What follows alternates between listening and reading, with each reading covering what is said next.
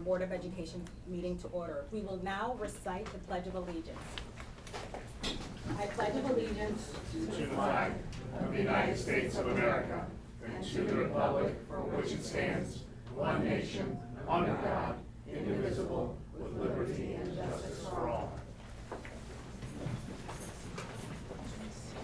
Okay, the first order of business is the approval of the agenda. I'll accept the motion to approve the September 25th, 2024 agenda presented before us this evening. May I have a motion? So moved. Thank you, Board Member Alexandra. Second? Second. Thank you, Board Member Vivian. Any discussion, additions? Yes. I want to reiterate my objection to the 30-minute time limit that's going to be imposed on public comment while there is an option at the beginning of the meeting as well as the end of the meeting. The statement we read prior to any public comment includes, although state law does not require us to hold a public comment period, we believe that it is crucial to hear from our community members about their concerns. As well as, each individual speaker is allotted 3 minutes. The individual time limits will be enforced so that as many members of the public who wish to speak will be able to do so. As many members of the public does not impose time limits. As a matter of fact, I believe the statement is quite the opposite. If we are being genuine about as many people as possible.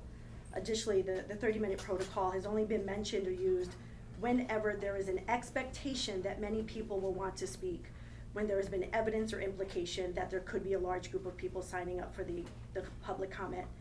The announcement and enforcement of limiting public comment to 30 minutes has been exercised for meetings relating to vaping and cell phones, yet not mentioned at any other meetings or times, which literally proves my point.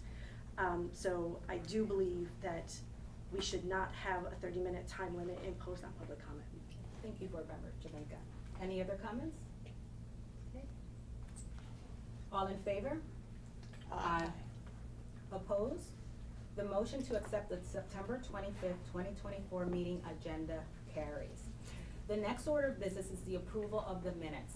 The minutes for work sessions on August 14th and September 11th, 2024, and special sessions on August 15th and 28th, 2024 are presented for approval. May I have a motion to accept these minutes? May I have a motion? So moved. Thank you, Board Member Vivian. Second?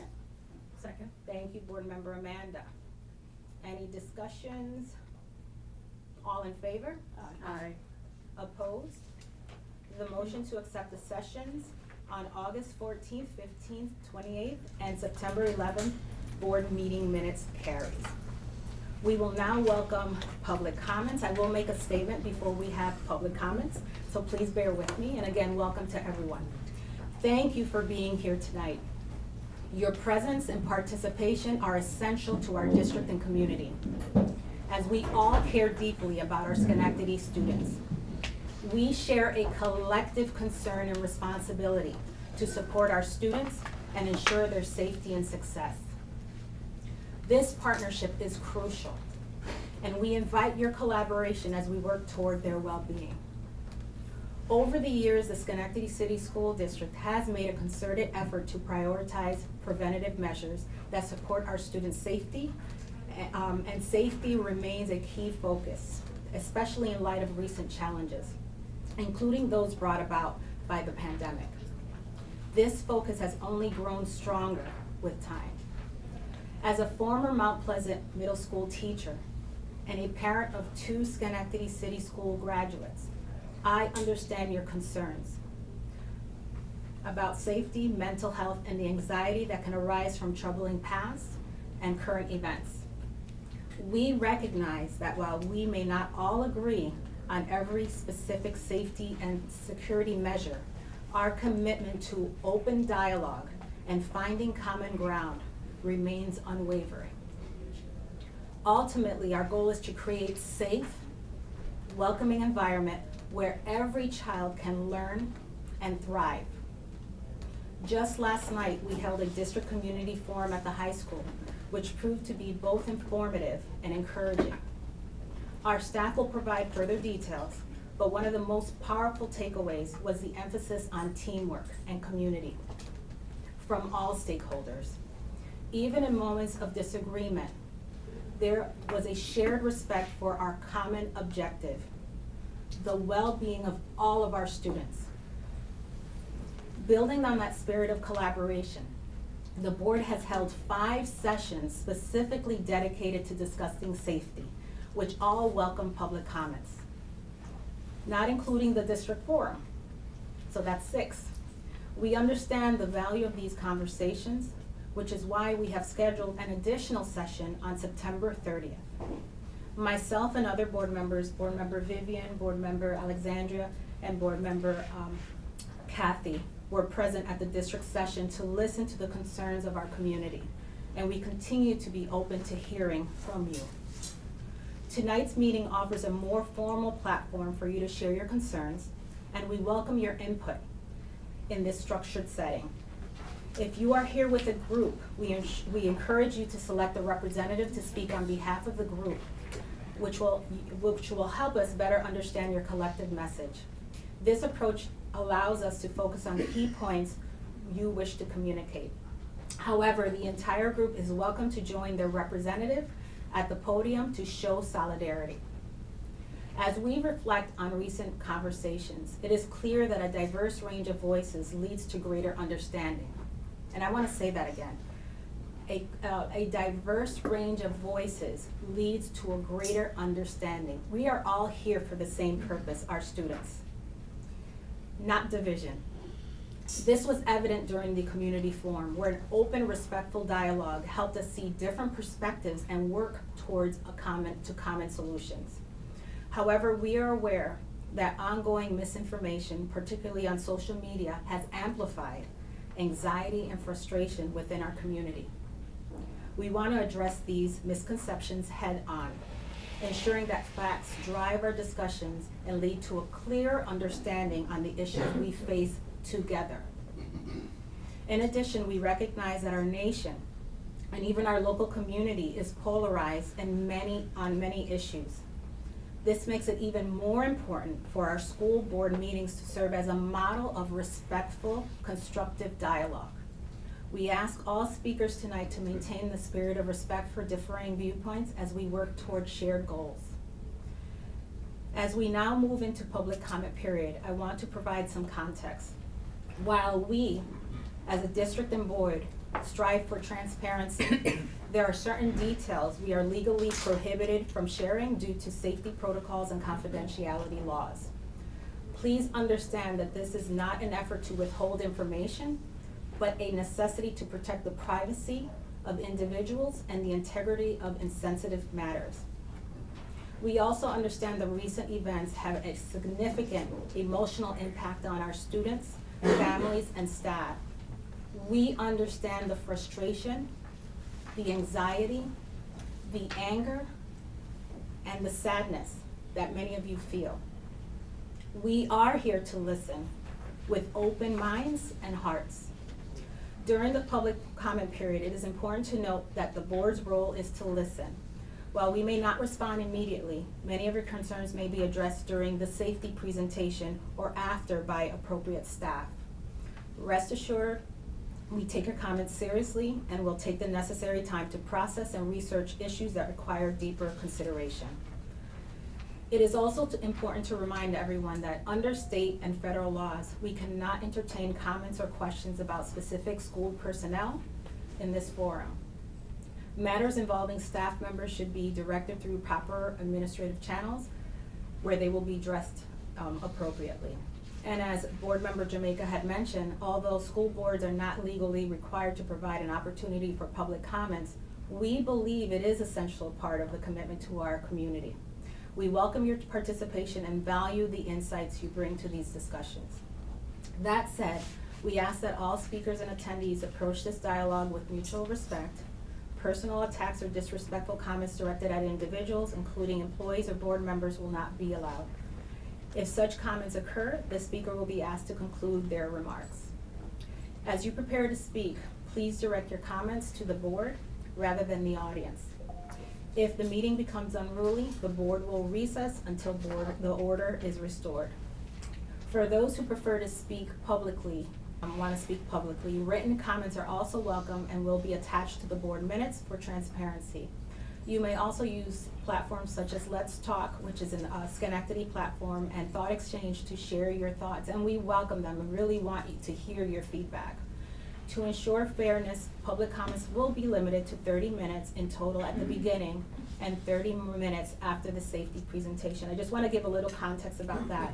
We feel that it's really important for everyone that's here and those that are watching to really hear what we're thinking in terms of moving forward. What have we done in terms of preventative measures? What are some interventions that we have currently have done in the district, but how are we thinking about moving forward? And we hope that that section will help also inform the whole public about how we're moving forward, but also then you have the opportunity to ask additional questions. And those questions may be specifically around that safety presentation, okay?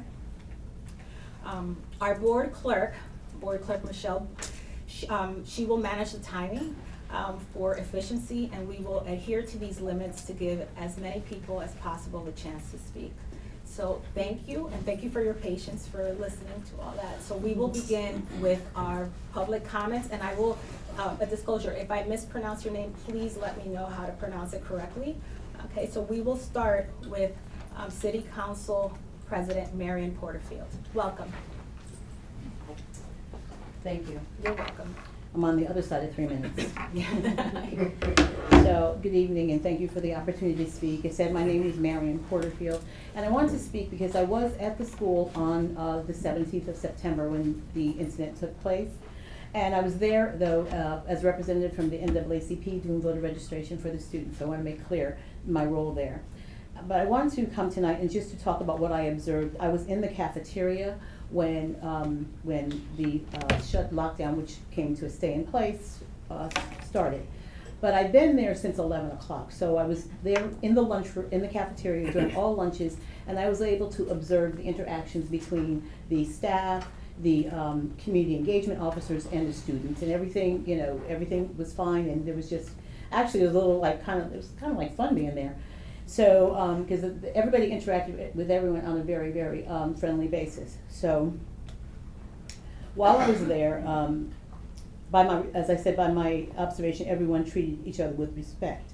And during the time I was there, they said there's going to be a lockdown. Never experienced one before, so I really didn't know what to expect. So, these teacher that was in charge just asked every student to please take a seat. It was very calm, like everyone have a seat, we're going into lockdown and we don't want anyone moving. Well, I didn't understand that meant I couldn't do what I came to do either. So I said, so while everyone's sitting, can I do that? He's like, no, everyone has to be seated. Yeah. And so it was very calming, and they spoke to the students in a very respectful way and kept the students informed about what was going on throughout the entire process. It wasn't just say it once and then sit down. So I observed that, and the students adhere to that, being young people. After a while, they got a little antsy. But I noticed that the staff, even when they got up from where they were sitting, allowed them to still move around as long as everything was in a calm atmosphere. And there were students who could not adhere to just being seated for a long period of time.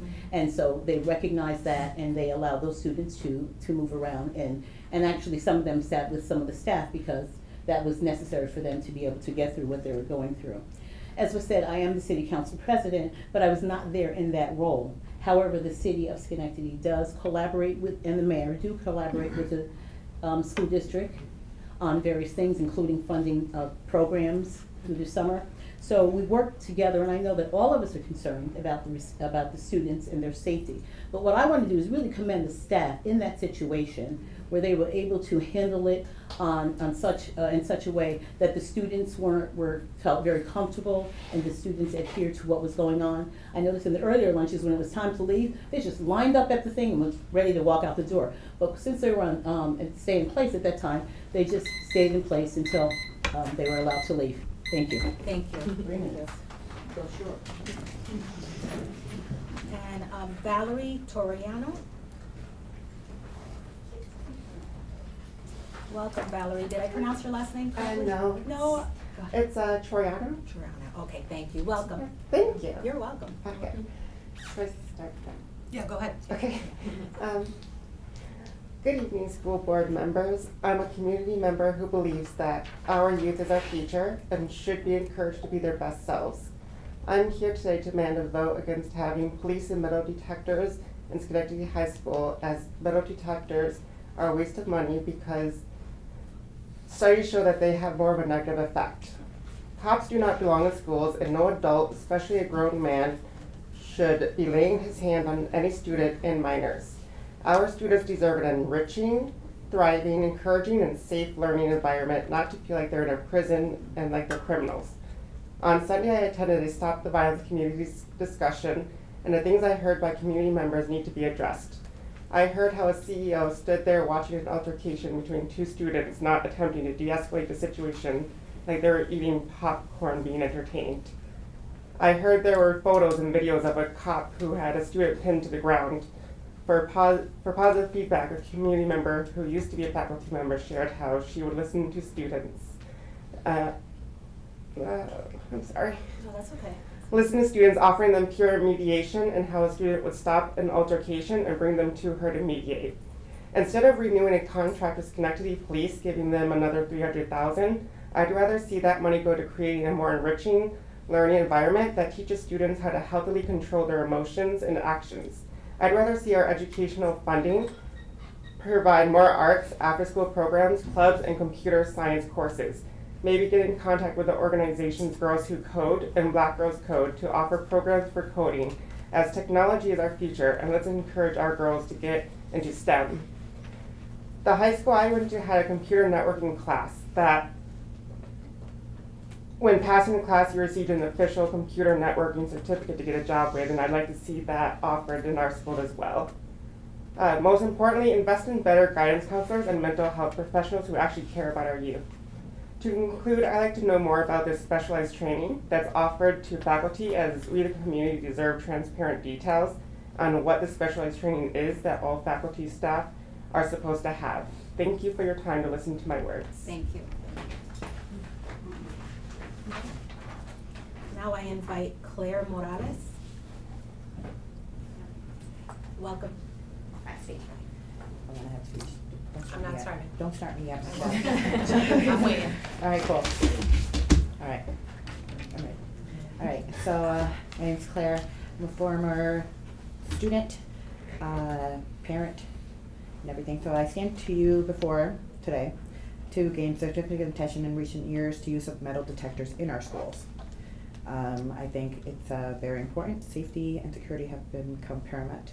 The implementation of metal detectors is often seen as a necessary measure to ensure a safe learning environment.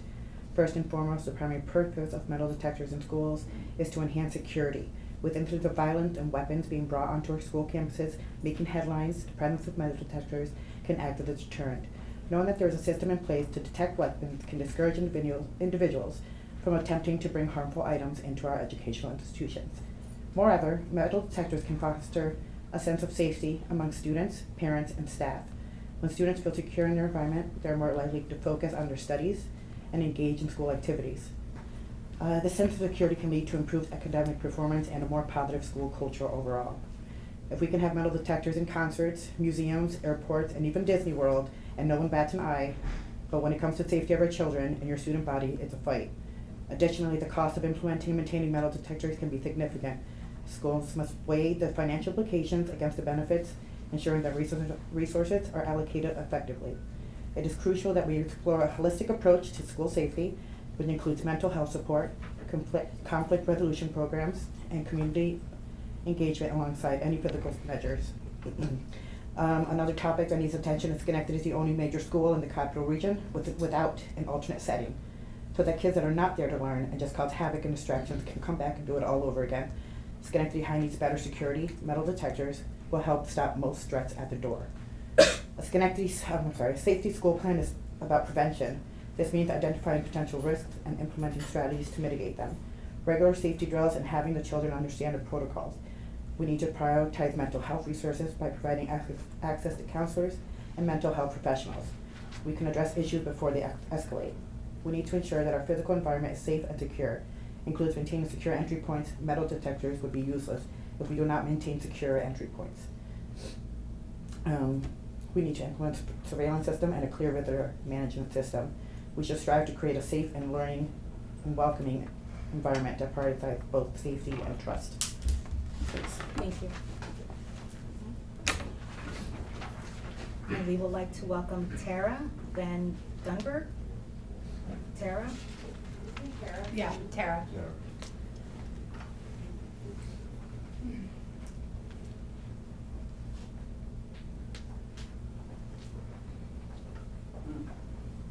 Welcome, Tara. Hi, thank you guys for your time. This is my mom here, but we're gonna Yeah. speak as a group. Welcome.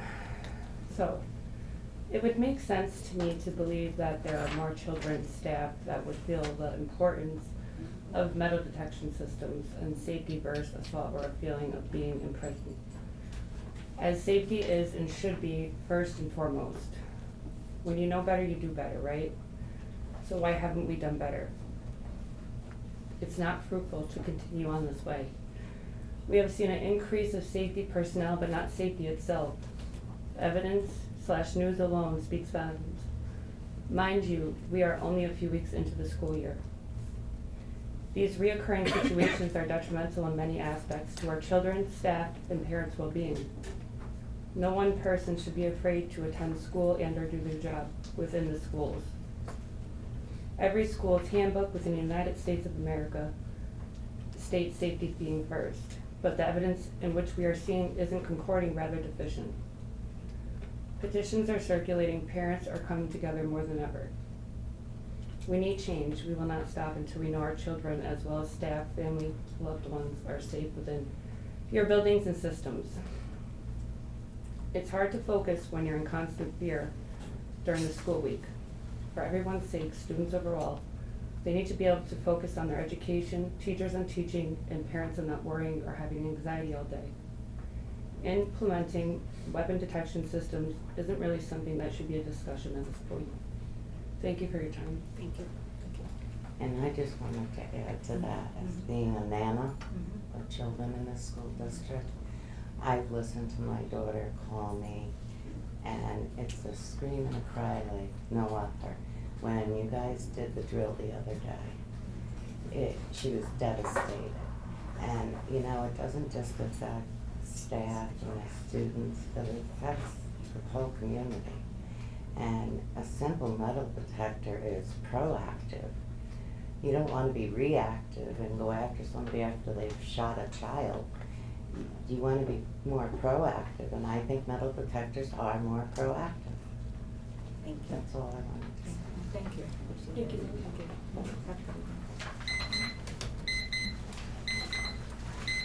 Okay, and our next person we would like to welcome is Ruth Vanderberg. That was Ruth. Oh, that was Ruth, okay. That was Okay, got it. Okay. Marcia?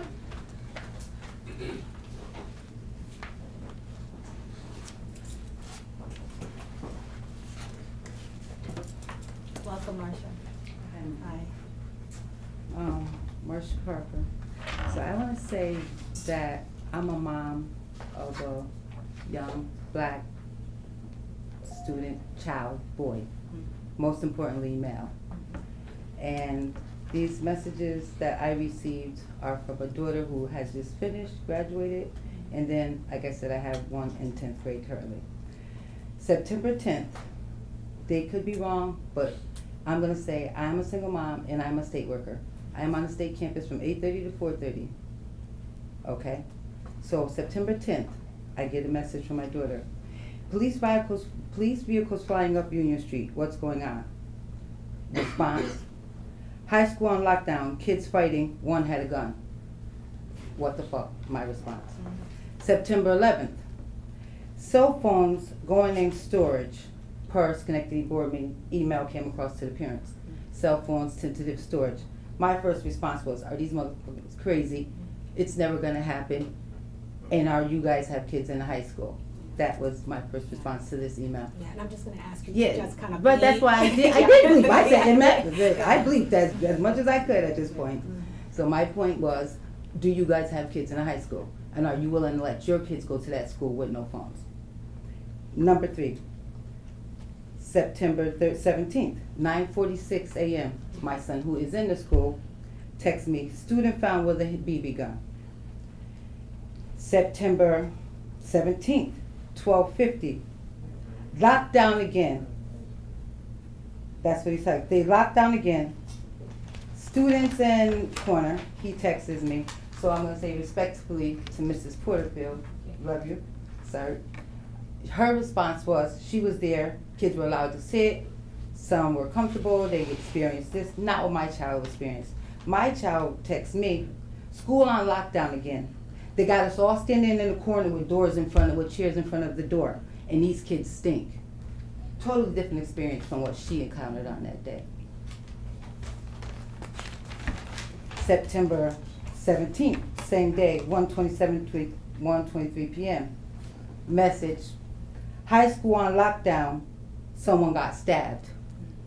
This came from the school. I'm still at work on the state campus. I can't leave.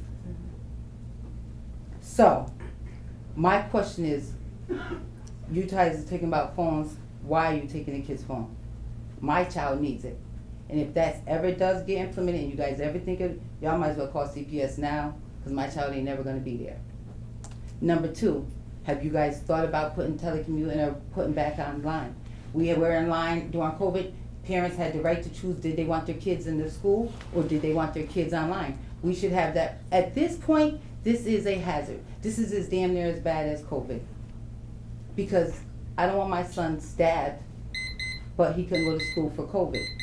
So we should be able to go back and have the option of going online or having our kids in school. And that's the point, I think a lot of people would pick them online. And finally, I know the thing beat, are you offering our kids any mental health? And at this point, are you guys gonna be offering the parents mental health? Thank you, thank you.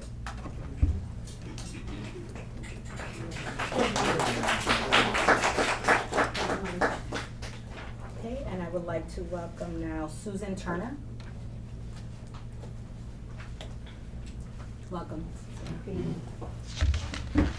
Good evening, Dr. Cotto and members of the board. My name is Sue Turner. I'm a physical education teacher at Page Elementary School. I've been a teacher for the past 23 years. I'm reading this letter on behalf of myself and 16 other physical education health teachers and coaches as well. We are writing to express our disappointment with the district regarding the appointment, or rather the lack of appointment, for the position of Director of Physical Education, Health, and Athletics. Since the retirement of Steve Boynton in 2021, our department has had 3 leaders hired and left, with a 4th loss expected when Edgar Glasscott retires in January. We have a highly qualified candidate, current PE teacher Bud Watson, who has applied and interviewed for the position several times when it has been open.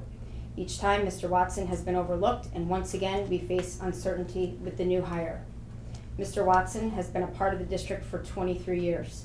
He has had opportunities to leave, but chose to stay. He stays because he believes in our staff, the work we've done, and the progress we've made, much of it under his guidance. Most importantly, he believes in the students of Schenectady, whom he has served so faithfully. Mr. Watson brings a wealth of knowledge and would be an invaluable asset as a leader in our district. He is a nationally board certified teacher and was instrumental in helping to write our current New York State physical education standards. If Mr. Watson is good enough to teach in our district, good enough to be named Teacher of the Year in our district, and good enough to be hired for coaching positions in our district, then Mr. Watson should be good enough to have a chance to lead in this district. We believe if you asked our current health and PE staff, as well as our coaches, whether Mr. Watson would make a good leader, they would say he absolutely deserves the job and he would excel in it. Mr. Watson has been dedicated to this district for 23 years and he will continue to be until he retires. He deserves the chance to prove what he can do for our staff, our district, and most importantly, the students and student athletes of Schenectady. Thank you for your time. Thank you. We invite Michael DeVere up. Michael?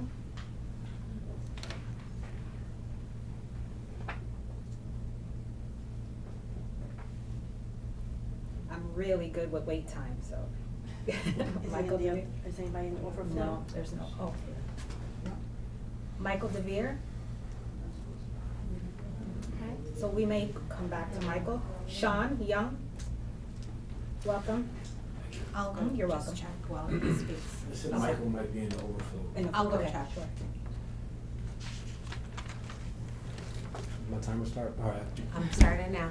Okay, you're up. I have a child in the district. I have grandchildren in the district, the school district. I don't know what. I think that I came here to talk to you out of fear that we will begin to lean more heavily into things like metal detectors or weapons detection and more police, and not lean into the things that get to the root cause of the problems that are happening with our kids. My daughter reached out to me when there was a supposed stabbing at the school, and my anxiety was through the roof, right? Wondering what was happening with my daughter. She told me she was on another side of the school building, and it wasn't her, but her friends had knew about what was going on, and it sounded a lot cheap because the rumor mill gets to going and it becomes from a kid's hand getting cut to, you know, the most gory thing you could think of. So for a parent, I mean, that induces a lot of fear. I want to be able to contact my kid if something like that's happening at the school. Okay, that's the pretty much the bottom line on that. But with the same story though, I want to talk about the sensationalism that happens when these stories reach parents' ears. It starts on social media if the parent's not reaching out to the kid, or the kid's not reaching out to the parent. There's a rumor mill at the school, and then our media gets a hold of it, right? And it comes off across a whole nother way, which induces a lot of fear, sometimes very unnecessary. So we're not talking about what's happening, I think, in a way that's not sensationalized. And that's what we need to be doing to understand. I talked to the kids that came to our event in the park, and they talked about how they feel like it's been overblown, all the things that's being said about the school. That they're not all bad kids, it's not a horrible place to be, that the kids are happy there. But there are some problems that need to be addressed. So I think that having a realistic approach to solving the problems is extremely important. And I think getting at the root causes of what's happening with the kids, getting at the root cause of why fights are happening, why a kid would ever show up with any kind of weapon in school is extremely important. And this is not just about the school district. We talked, President Marion talked about the collaborations between the district and the city. We need to be thinking more, I think, comprehensively about what it is that's happening in our families, that's happening in our communities, that's having our kids show up the way they're showing up. And I don't want the narrative about Schenectady City School District being some extremely dangerous place. I don't think that's true. I think our kids are better than that. I think our staff is better than that. I think our superintendent is better than that. And I think we have way more opportunities ahead of us and way more positive things to talk about than simply what we're seeing and what's being sensationalized in the news and the rumors that are happening on social media. Thank you. Thank you.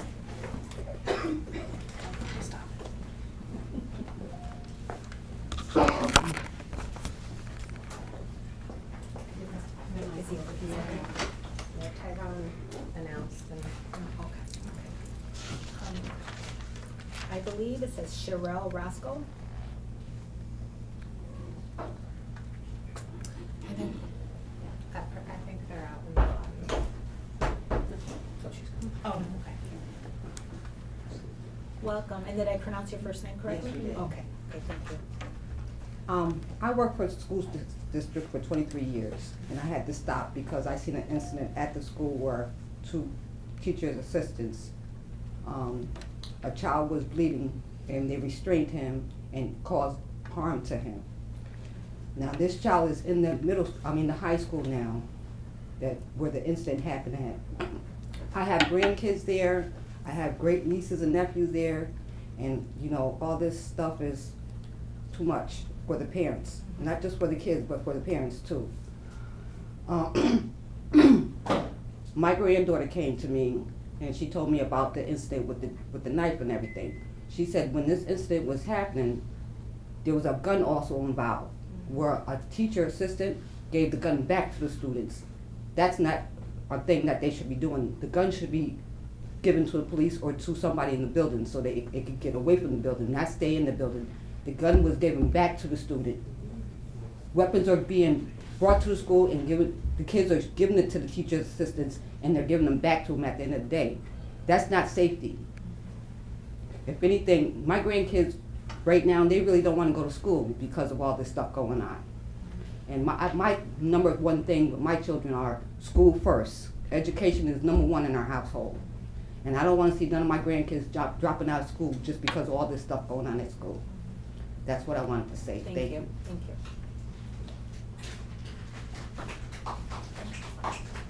And our last comment is Joy Masaya. Joy?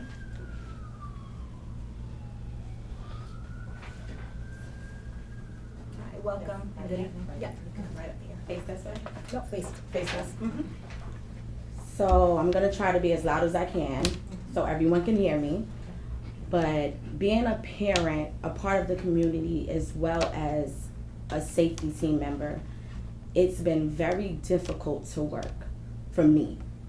And I'm sure I'm speaking for all the parents when I say this. I've never experienced anxiety until school started. This is my son's first year. He's a freshman. To see him go through almost every other day texting me, or every day I have to say to him, be safe, while I'm at another school making sure these children are safe as well. And I have to try to reassure him, like, you're gonna be fine. You can get through the day. But the last couple of days, I had to tell, he was like, Mom, can I go home? I said, yes. But my son should not have to miss his education because he doesn't feel safe. The other kids are missing education because they don't feel safe. And it's unfair. Yes, I know that metal detectors bring a different vibe to the school, but we have cameras in place to make sure they're safe, but we should make sure they're actually safe. Kids are getting stabbed, kids are bringing things into school. That shouldn't be okay. Parents should actually be reassured, okay, I'm sending my kid to school, my kid is gonna come back in one piece. Right now, to me, Schenectady High School is modeling a lot of impact high schools in New York City. And I'm speaking on this because I've been there. I've done it. I've dealt with scanning, I've dealt with metal detectors, and I've seen how it can become a deterrent. So I don't know what can happen, but I feel like making sure that the kids are safe should be the top priority. And that's it. Thank you. Thank you.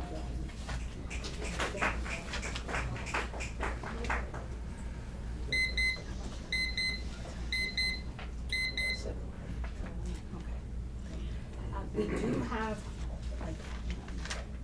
like 5 minutes to have one more person if anyone wants to come up who did not sign up and came in later. Okay, I wanna, you do? And it's good seeing you again. Saw you last night. Can you share your first name again? My name is Crystal Perry. Crystal. I am a resident of Schenectady. I have a child that is in the high school, and I was at the public community forum last night. That was very productive, and I really did appreciate that. And I just wanted to reiterate to everyone, to the school board, those that were of you that were not able to attend, and even those that may be here that weren't able to attend. We have hope for the city of Schenectady. But I think that hope is going to come to fruition if everyone jumps on board and is focused on a solution and not pointing the finger of where everyone has been flawed. As a parent, I'm flawed. I'm not perfect. My child is flawed. He's not perfect. The school system is flawed. It is not perfect. Accountability, open communication, hearing, listening, respecting, and coming up with a solution. There's hope for the city of Schenectady. We just all need to get on board and we can get this done.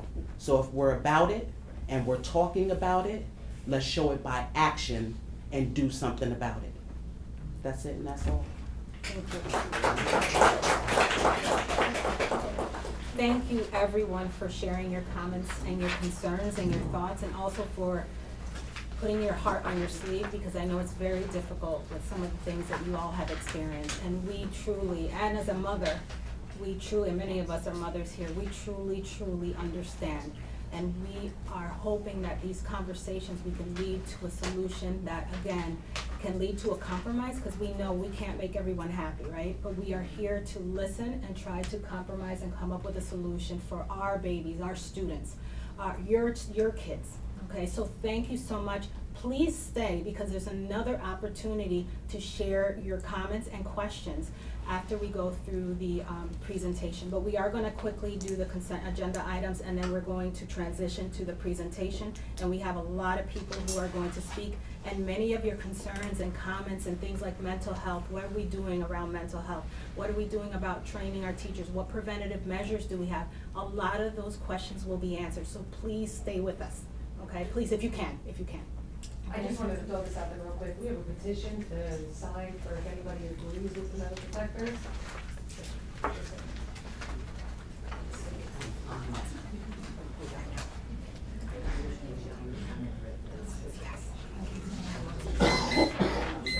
Now we will begin with board comments. We will begin with board member Kathy. I have attended recent meetings, including last night's meeting, and also New York State School Board Association over the prior weekend, and a discussion last week about budgets and difficulties that are coming up perhaps with our financing. And I will share more information about that at a later point. Thank you, board member Kathy. Board member Jamaica. All set, let's go. I like that. Per usual, hey y'all. I always appreciate everyone that comes and speaks, and I will say what I always say, it is not easy.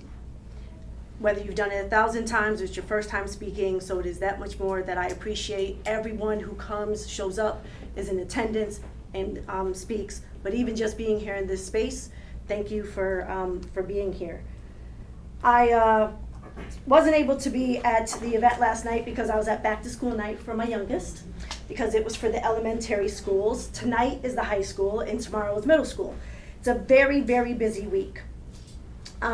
There are always a lot of good things happening in our district, and I continue to learn new things every building I go to for whatever meeting. With that said, I appreciate the hefty task that is in front of us.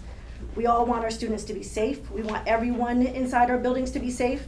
I'm very proud of the work that has been done to increase preventative measures and solutions.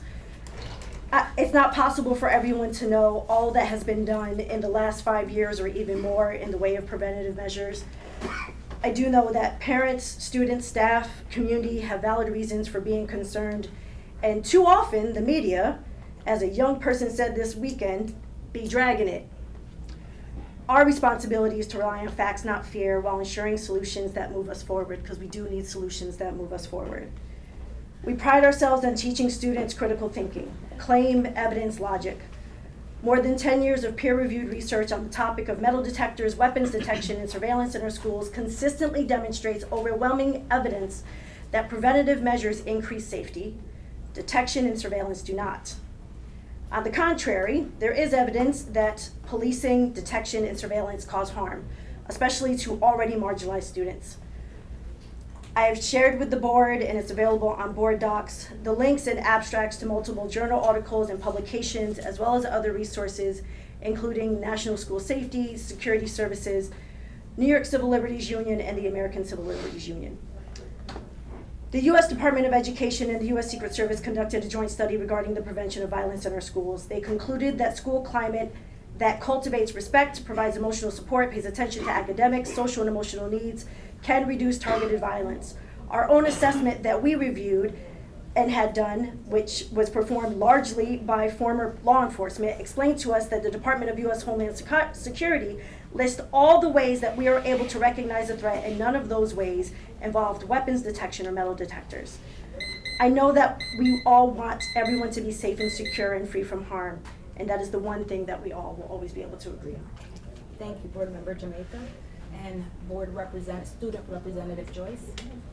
Good evening, Superintendent Koto, Board President Rivera, and fellow board members. As a student rep, I would like to share, we've had multiple incidents, including one involving a knife in the high school. Due to this, there's been a huge increase of feelings of unsafety, anxiety, or even going to school. I've had the opportunity to sit with some students over the last couple of days to seek out their feedback and insight into the events and how they're feeling. I would like to share their thoughts and concerns over student safety and climate throughout the district, particularly in our high school. Students and parents all over the district are tired of the lack of communication, particularly in the aftermath of these events. Some of the things that were shared include: students are desensitized and tired. Students are scared. Students are afraid of not only wide attacks involving guns, but also targeted ones, such as fights and stabbings. Overcrowded. School is overcrowded. You have to know that. Unclear what lockdown actually means. In a cafeteria, rooms with no speakers, and can't even hear announcements. The students are offering solutions that are worth exploring. Announcement in different languages, such as for our different ESL students.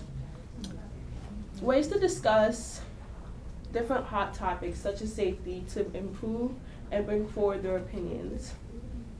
Alternatives for those who don't do as much talking or don't like really sitting in the space to voice it out, such as drop boxes for opinions and really ideas. Full explanations of procedures, emergency procedures at the beginning of school years in different languages for our ESL students, or even handouts would work.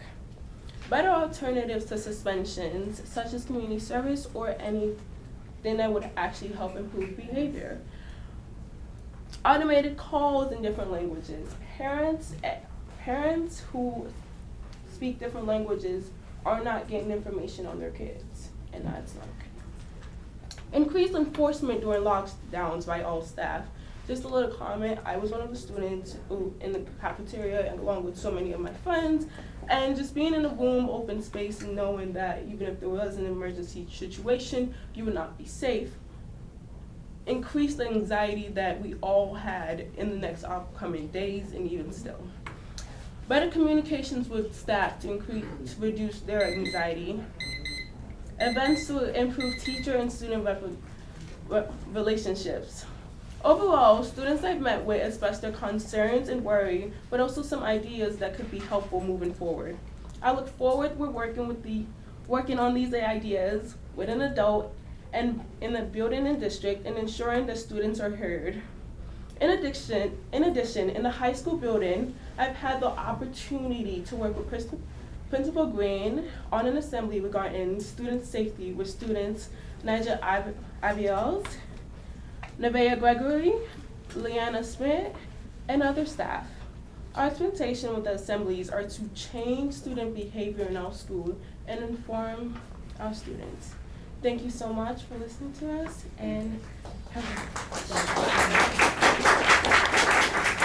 Thank you, Student Board Representative Joyce, and now Board Member Amanda. Nothing major tonight other than, I guess this is major. Thank you so much to the community members who came out, whether you're solely a community member or a family member of students in the school. This is the most important part of our role, is hearing your voices. So thank you for everyone who has spoke so far, and I look forward to any remaining speakers at the end of this meeting and next week. Thank you, Board Member Amanda. And Board Member Vivian. Good evening, everyone. I will start by saying that it saddens my heart that we even have to have this conversation in the first place. Our parents and our children are hurting, angry, anxious, and scared. I want to be one of the first to publicly acknowledge that you deserve better. If our children do not feel safe, then we are not doing our job as a district. It is entirely unfair of us to expect parents to send their children to attend our buildings while feeling as though we are unable to ensure their child's safety. Our goal tonight is to, as a collective, figure out the best way possible to provide you and your children with what they deserve, which is safety. That said, I also understand that this is a very difficult conversation to have, but it is necessary and urgent. Given the urgency of the matter being discussed this evening, we cannot allow our personal feelings to outweigh our reasoning or our accountability to our parents, faculty, and students. With all of the data, stats, and information that will be provided this evening, I urge my fellow board members to remember the importance of not removing humanity from our decision-making process.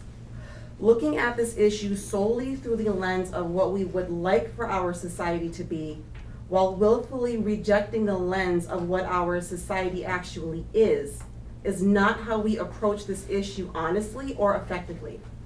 Whatever solution that will be ultimately decided by this board, that solution must have multiple layers in order to adequately address a problem that has multiple layers. Increased access to mental health services is of course the ideal solution, but it is not the solution alone. Weapons detection may very well be a part of the solution, but it is not the solution alone. There are many different reasons why violence occurs in our schools. Therefore, we need to do our due diligence to counteract those reasons by every means possible for our overall approach to be the most effective and impactful. My hope is that at the end of this, we reach a viable solution that keeps our babies protected. Thank you. Thank you, Board Member Vivian. Board Member Alexandria. Good evening. Good I evening. had the opportunity of attending the listening session last night, and I just want to thank all the parents that came out and spoke, all those who are represented here on this evening, and I'm looking forward to being part of the resolution, working with Dr. Cotto and the rest of the board members to support the parents in their efforts. Thank you. Thank you, Board Member Alexandra, and we are going to transition to Superintendent Cotto. So good evening, board, staff, and community. Like our board president shared, I want to thank all that were able to attend last night, and truly want to let the community know that we are here to listen, to process, and work together to put together these solutions that we need moving forward. We had well over 70 members attend last night, and again, looking for that thoughtful conversation, those critical questions that were asked of us to kind of work together moving this work forward. I do want to share that it's just the start of the conversations as it relates to the work that I have as the leader of the district. So I will be looking to meet monthly. I have set up times, so October 24th here at Liberty, I'll be meeting at 6 p.m. in the evening, and then on the 25th at 7 a.m. And I will have meetings take place throughout the course of the year just to welcome members of our community to engage in conversation and continue to process. This being one of our priorities, but many other things that you may want to share with me as far as what your experiences have been within, as a parent or even as a student. So just wanting to let the community know that I will be creating that space in order to continue to engage in this meaningful conversation. I also want to highlight our district's Teacher of the Year, Colleen Kehoe, a second grade teacher at Hamilton, who was just recently named the 2025 New York State Teacher of the Year. This is a prestigious honor. One teacher is only selected across the state, and Ms. Kehoe is that teacher. She's a very inspiring, motivated, and engaging individual. She will serve as an ambassador for New York State teachers, and she will be traveling across the state and even the country just sharing how she impacts our youth and the work that she's done here in Schenectady, not just with our students, but with the staff at Hamilton as well as our community. So we'll continue to provide additional information as we follow Ms. Kehoe throughout the course of this year, and as she inspires individuals outside of Schenectady on that true meaning and that passion that she has to inspire and motivate our youth. I would like to also share that our Farm to Wheels program is back on the road for September and October. It will be out and about every Thursday with the exception of Rosh Hashanah and Halloween. Instead of Thursday, the truck will be out on Wednesday, October 2nd and October 31st. 30th. No, it will not be out. Sorry. Not the 31st because The truck will be out on Wednesday, October 2nd and October 31st. 31st is Halloween. Halloween, yes. Okay. I thought you said it wasn't going to be out on Halloween. So let me, it will be out and about every Thursday with the exception of Rosh Hashanah and Halloween, which means that those 2 days are the days that they will not be out. Right. We are holding a job fair on the 3rd, yes, sorry about that. A job fair the 3rd Wednesday of every month from 2 to 4 in the lobby here at Liberty. We held one today and we are looking to hire for many positions including safety, security, cleaners, custodians, paraprofessionals, and many others. Last week was Community School Coordinator Appreciation Week. Our team works tirelessly to make our community schools thrive and to support our families. I'd like to publicly thank all of what they do and recognizing our community school supervisor, Kayla Ambezi, and our community school coordinators, Ryan Williams, Ian Farmer, William Kent, Carla Jenkins, Brennan Vedenti, and Octavius Cook.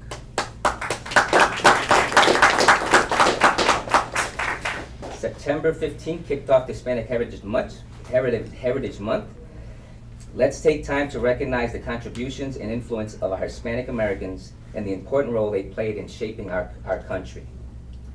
Today we had to reschedule our ribbon cutting, so we are excited to open up our Mount Pleasant track and field, state-of-the-art track and field that will be opening soon. We'll look to reschedule that for next week. The weather is what kind of had us delay that for today. But this particular project that was provided in support of our board is something that's not only going to impact the students within our building, but our athletes and most importantly, our youth within our community and our community as a whole. So if you have not been over to Mount Pleasant, please take a ride over and just see the amazing field that we have over at that location, as well as our tennis courts that are located at the high school, along with pickleball. So for those of you that like pickleball, those courts in that field will be open to not just our students, but our community. And last, I just share that our fall sports seasons are underway. If you have an opportunity to get out there to just support our athletes, we would strongly encourage that for us as a community. With that said, I'll turn it over to Thank you, Superintendent Goto. Okay, and we will continue with the consent agenda items. The next order of business are the consent agenda items. The consent agenda includes items to be approved by consent that were previously sent to the board for review. However, single items can be considered separately and taken off the consent agenda by a single member if they wish to do so. I know there's one document that needs correction. It should be 2024. I can give you that information.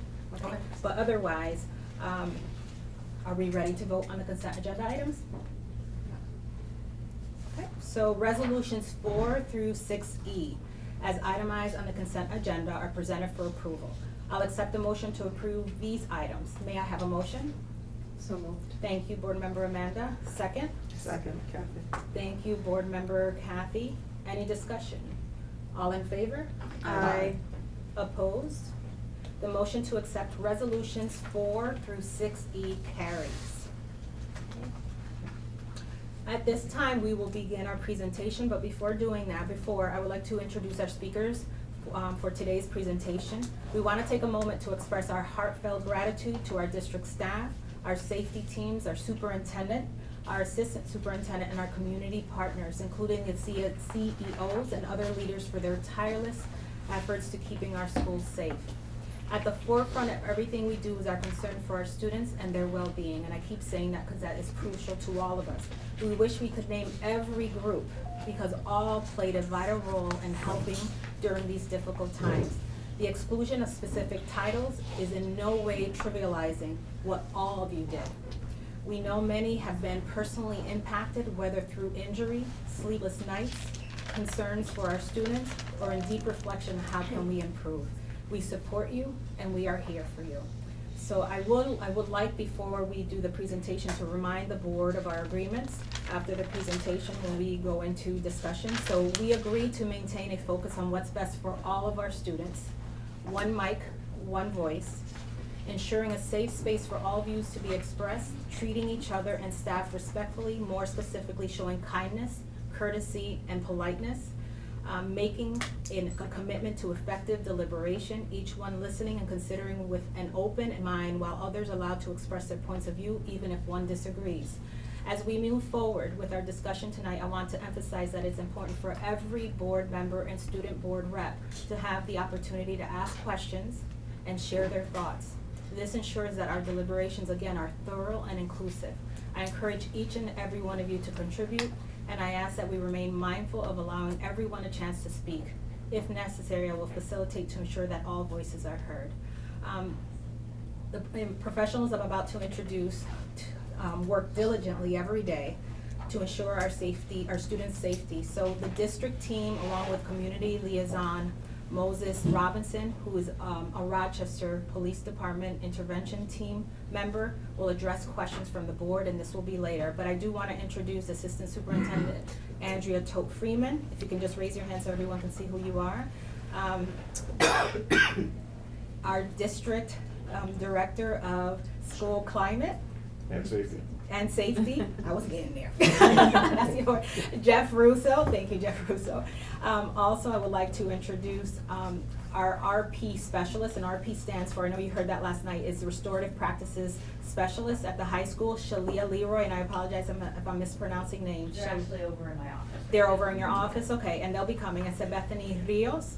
I also want to introduce Leroy Johnson. He's also restorative practices. I'm going to use RP, but RP is Restorative Practices Specialist at 3 elementary schools. We have Chief Clifford here as well. We also have Lieutenant Dalton, Sergeant Rumpfelt. We have Senior SSO, Safety Officers Nicole Anderson, Joseph Wigano, and Marvin Curry. We also have Assistant Superintendent Dr. Kedley, if you don't mind raising your hand.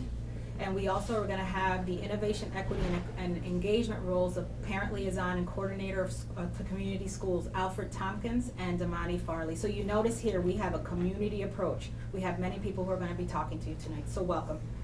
Thank you. First, I want to start by thanking Board President, Superintendent, and the rest of the members of the board for allowing me to present here. What I would like to do is go back in time a little bit. About a month ago, a little over, on August 16th, we had a board meeting where I presented about safety, made some recommendations, and then we kind of got off onto some cell phone conversations, and then the school year started, and then we all know the story of the safety issues that have been going on, and so we're going to try to recapture where we were about a month and a half ago with the conversation. Allow the board to have some conversation, then we brought in members from the various teams so that we can have any discussion or include any community members that may want to take part. I do want to start by saying that last night, the community forum at the high school was very productive. I felt like I really was able to hear the questions. I wish the questions came in on Let's Talk every single day, because I don't want people sitting at home with those questions. So I definitely felt that last night was very productive, and I look forward to having some more of those conversations again in the future. So as we went through this presentation, there's a couple additions to it, but you have seen the majority of it before. When we talk safety, we are mainly talking about our pillar that has to do with systems. We always want to put systems in place when it comes to safety. You're going to hear me say over and over again, systems is about, safety is about systems, relationships, and then constant evaluation. We have to think about what layers we add. We have to think about what system comes next. We have done a lot. And I think that where we start right now with this presentation is a little bit of what we got a lot of last night, which is what is the school doing? And so I think what we have to do to answer that question is take a snapshot of what have we done to this point. And so to do that, I want to start first by talking a little bit about the personnel additions that we've made. I've made reference to it before. We have gone from 2 safety staff in the district to over 90 now. We have 25 at the high school alone. We've put people in place that we feel are best equipped to build relationships with students. We did not hire security guards. We hired people that wanted to work with kids. So the relationship piece is big when it comes to safety. We also hired, we engaged in our contract with the community engagement officers over the last 3 years with the Schenectady Police Department. So through that contract, we've been able to have 5 officers in the school for the last year.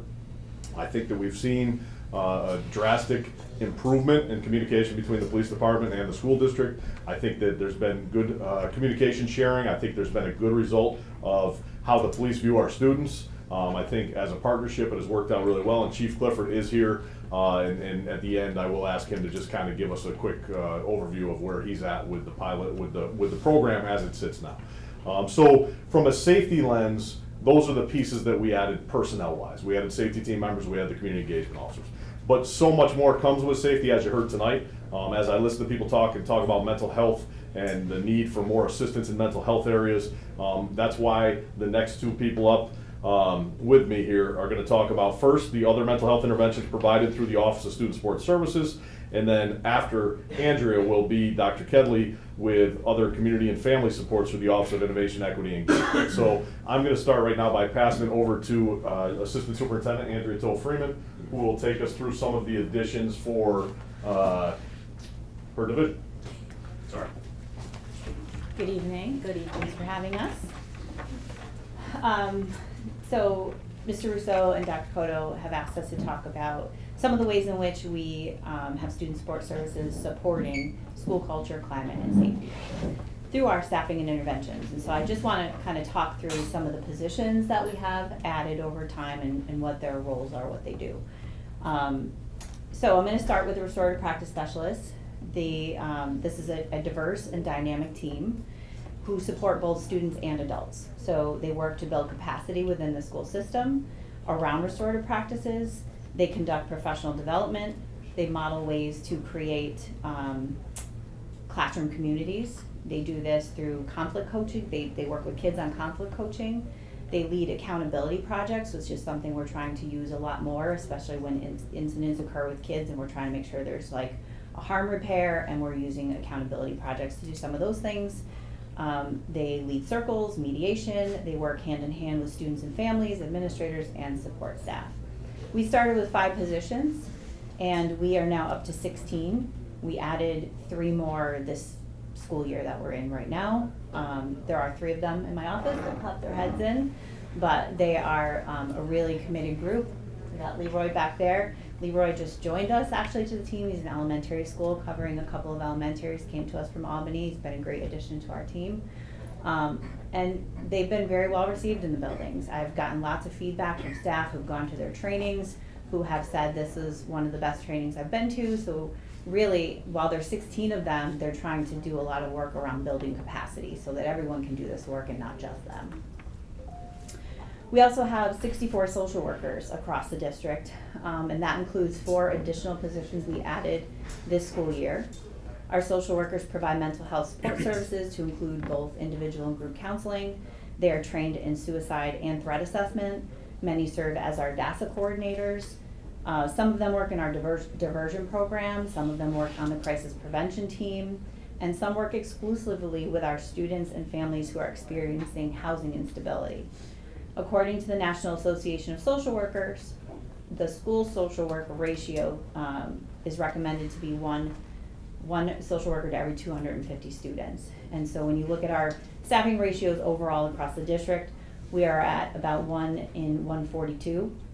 And the way in which we have them assigned to caseloads just depends on the type of program and student needs that we have. As for our school counselors, they provide an array of support services as well in the area of academic, career, and social emotional development. We have 44 positions across the district, to include an additional 6 that we added in the 22-23 school year to make sure that all of our elementaries had an elementary school counselor. And the American School Counseling Association recommends a ratio of 250 to 1. The national average in 22-23 was 385 to 1. And Schenectady, our ratio, when you look district-wide, is about 207 to 1.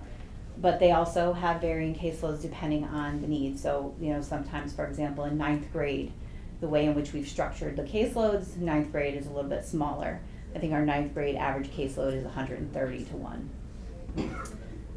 Moving on to school psychologists, we have 34 school psychologists, and this year we have revamped their roles and responsibilities so that some of them are focusing on the duties of the Committee on Special Education chairperson roles, while others are supporting the multi-tiered system of support, MTSS, making sure school-based support team meetings happen on a consistent basis. And so the National Association of School Psychologists recommends a ratio of 1 to 500 students.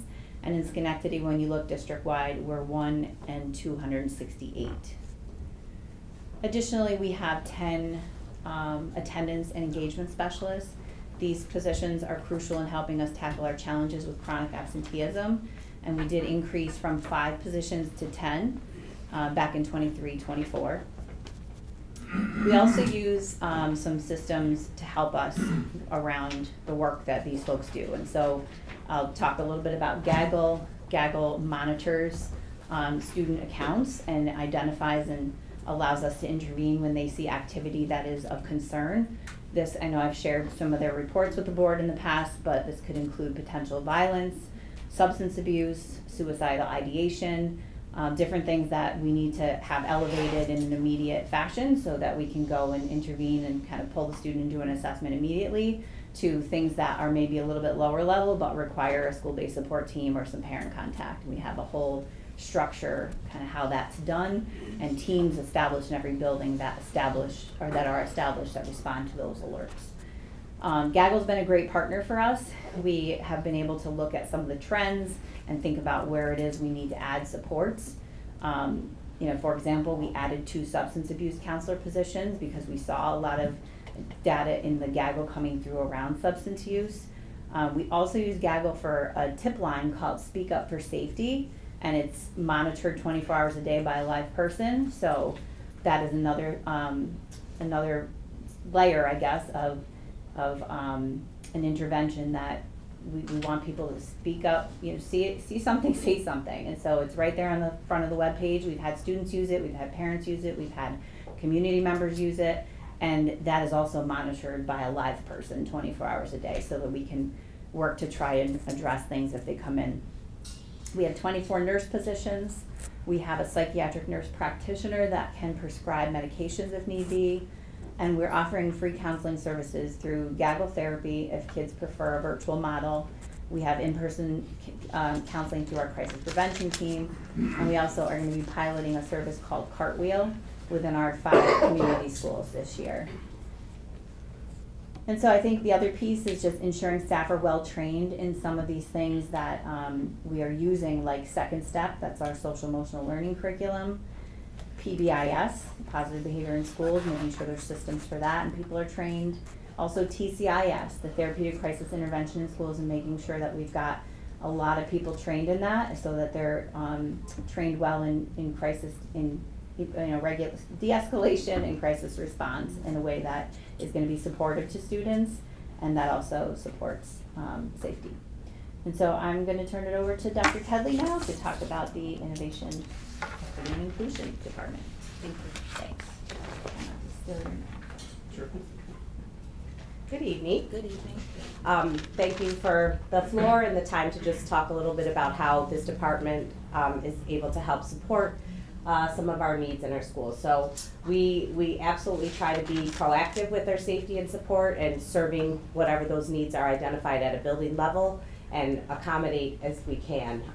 We have 6 community school coordinators, as Dr. Koto gave a shout out to them earlier, and they are placed in a strategic way within our 6 community schools to be a bridge between partnerships within the community as well as whatever the needs might be that a family has identified. They can help give them and be a resource to access those resources, whether it's helping them fill out documents, a resume, sitting with them. Some of these community spaces are filled with washers, food pantries, opportunities to just meet some of our basic needs that sometimes are not being met.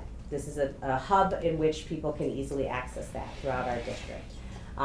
We have parent liaisons. We're fortunate to now have 1 in each building. This did start a few years ago with as a part-time gig, a couple hours a week, being shared across multiple buildings to now where is a pride-filled position of 1 person for each building. And man, these folks love what they do and the outreach they have with their families.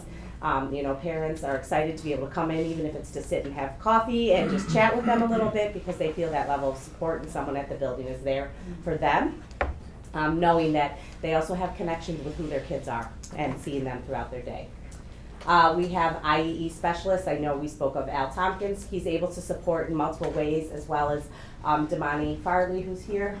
And he oversees our Family Outreach Center, which is another hub that we have within the district to be a resource to families, or people can seek Damani out, call him, he'll come meet them, and be a resource in whatever way, again, we've identified. to add a little more on Cartwheel, as Andrea told Friedman just shared, this is similar to what Gaggle offers, but offers a wraparound component with the family involved. And it's an online medical service that's open from 8 to 8. You know, and so the idea is we've addressed like wanting to get to root cause. This might be one of those ways in which there are areas that we as the school have very little control over, nor do we want to, but we want to be able to assist and support the best way that we can. So another piece where we'll kind of pilot that. And then I'm fortunate enough to be a trainer for TCIS, and Cornell is coming to us at the end of October to train many of the trainers in TCIS in a program called TCIF, Therapeutic Crisis Intervention for Families. And this is an opportunity for us, as stated last night, giving our families the same language and tools and strategies so that they too, if they see a child or their own child in a moment is feeling anxiety, crisis, and they don't know how to do it, the family may have those same tools that we've had in the school to help them. And so now we're bridging that difference, having common language, and building some more unity and what children can also expect from the adults that care and support them. So, and then just in terms of the department name, IEE, the engagement piece, this department exists to engage, to be accessible to the community. Last night was a beautiful example of us coming together. The feedback has already been sent to everyone that came last night via email, as long as we could read your email correctly. But if we didn't get it correctly, it's also now already posted on our website, so that even if you weren't able to attend, there is a recap of the different questions asked, the responses that we gave, as well as our ways in which we are continuing to work based off of your feedback on things that we as executive members need to meet and work through and figure out so that we can continue to problem solve. So some of the ways we help. Thank you.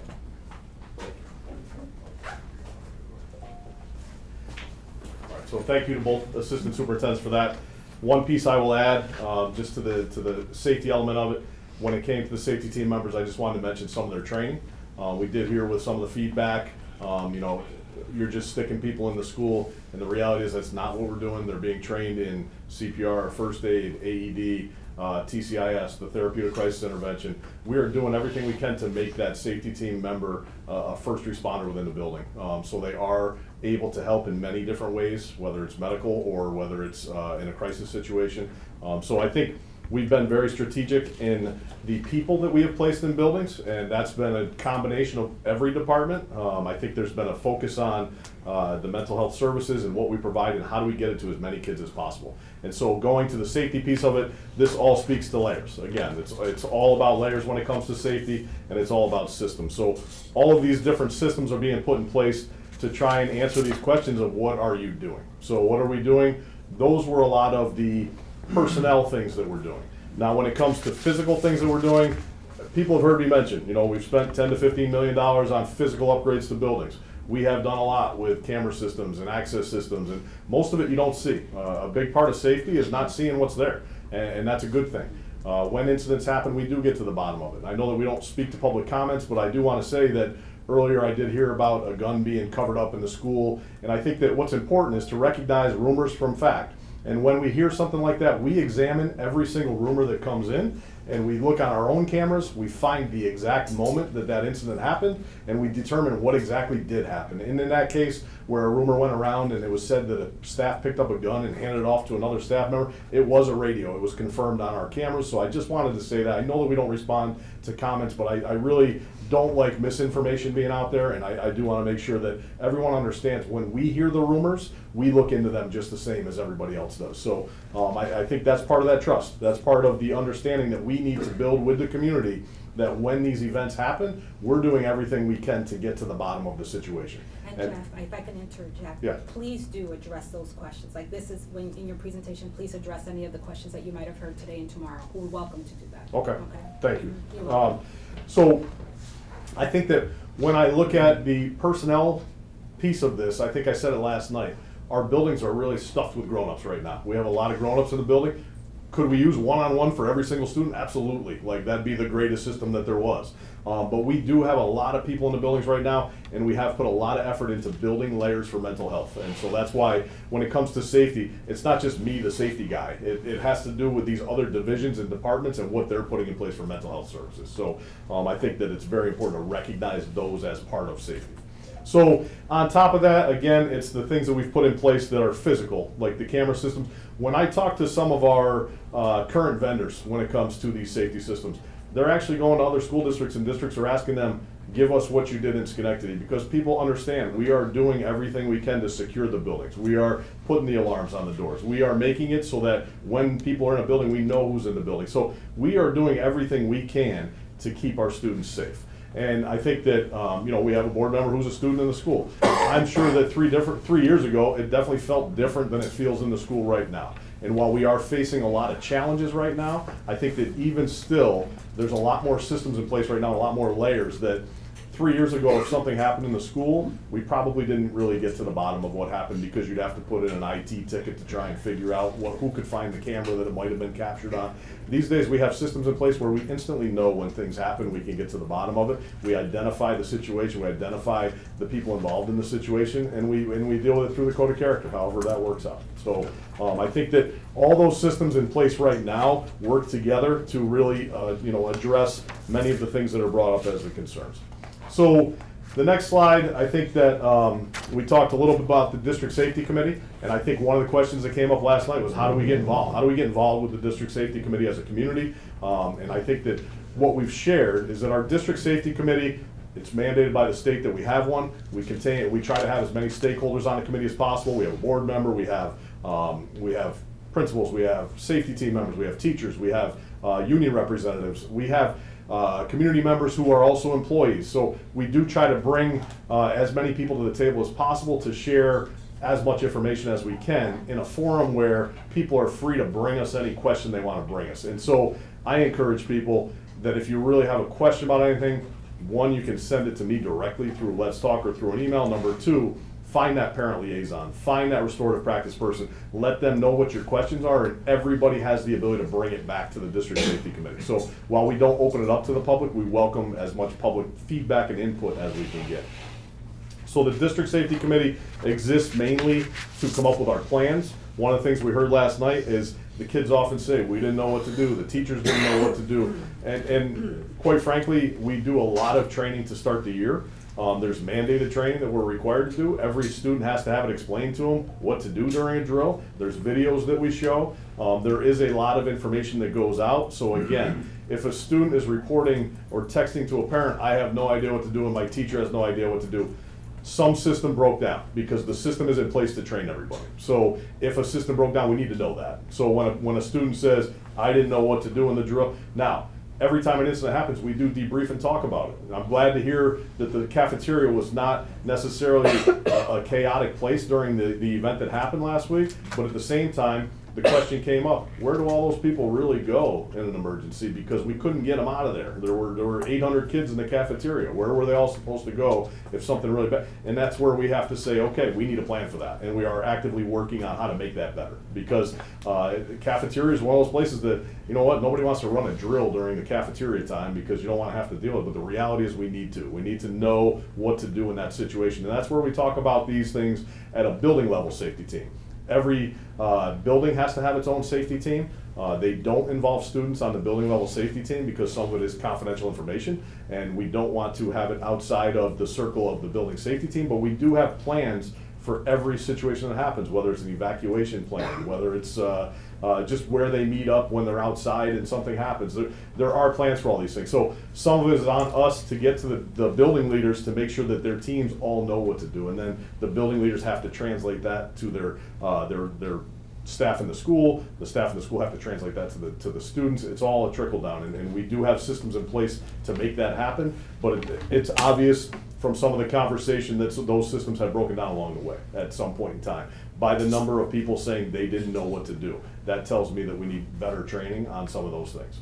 So the district safety meeting, just kind of getting back to it, it kind of advises our work.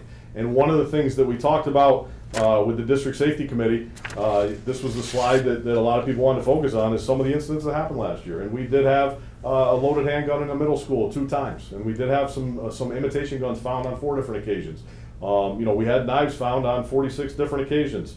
We definitely had our fair share of incidents last year. So this was what brought the conversation to the district safety committee about what else can we do? Because while safety is about relationships, all of these things were found because of some relationship in the building. A teacher noticed some inappropriate or strange behavior, or a student reported it to a teacher because they knew it wasn't right. So the relationships and the systems that we're building have been working, but we've seen that incidents can still happen. And so when the incidents happen, that's where we really need to evaluate what can the next layer be, what can our next step be.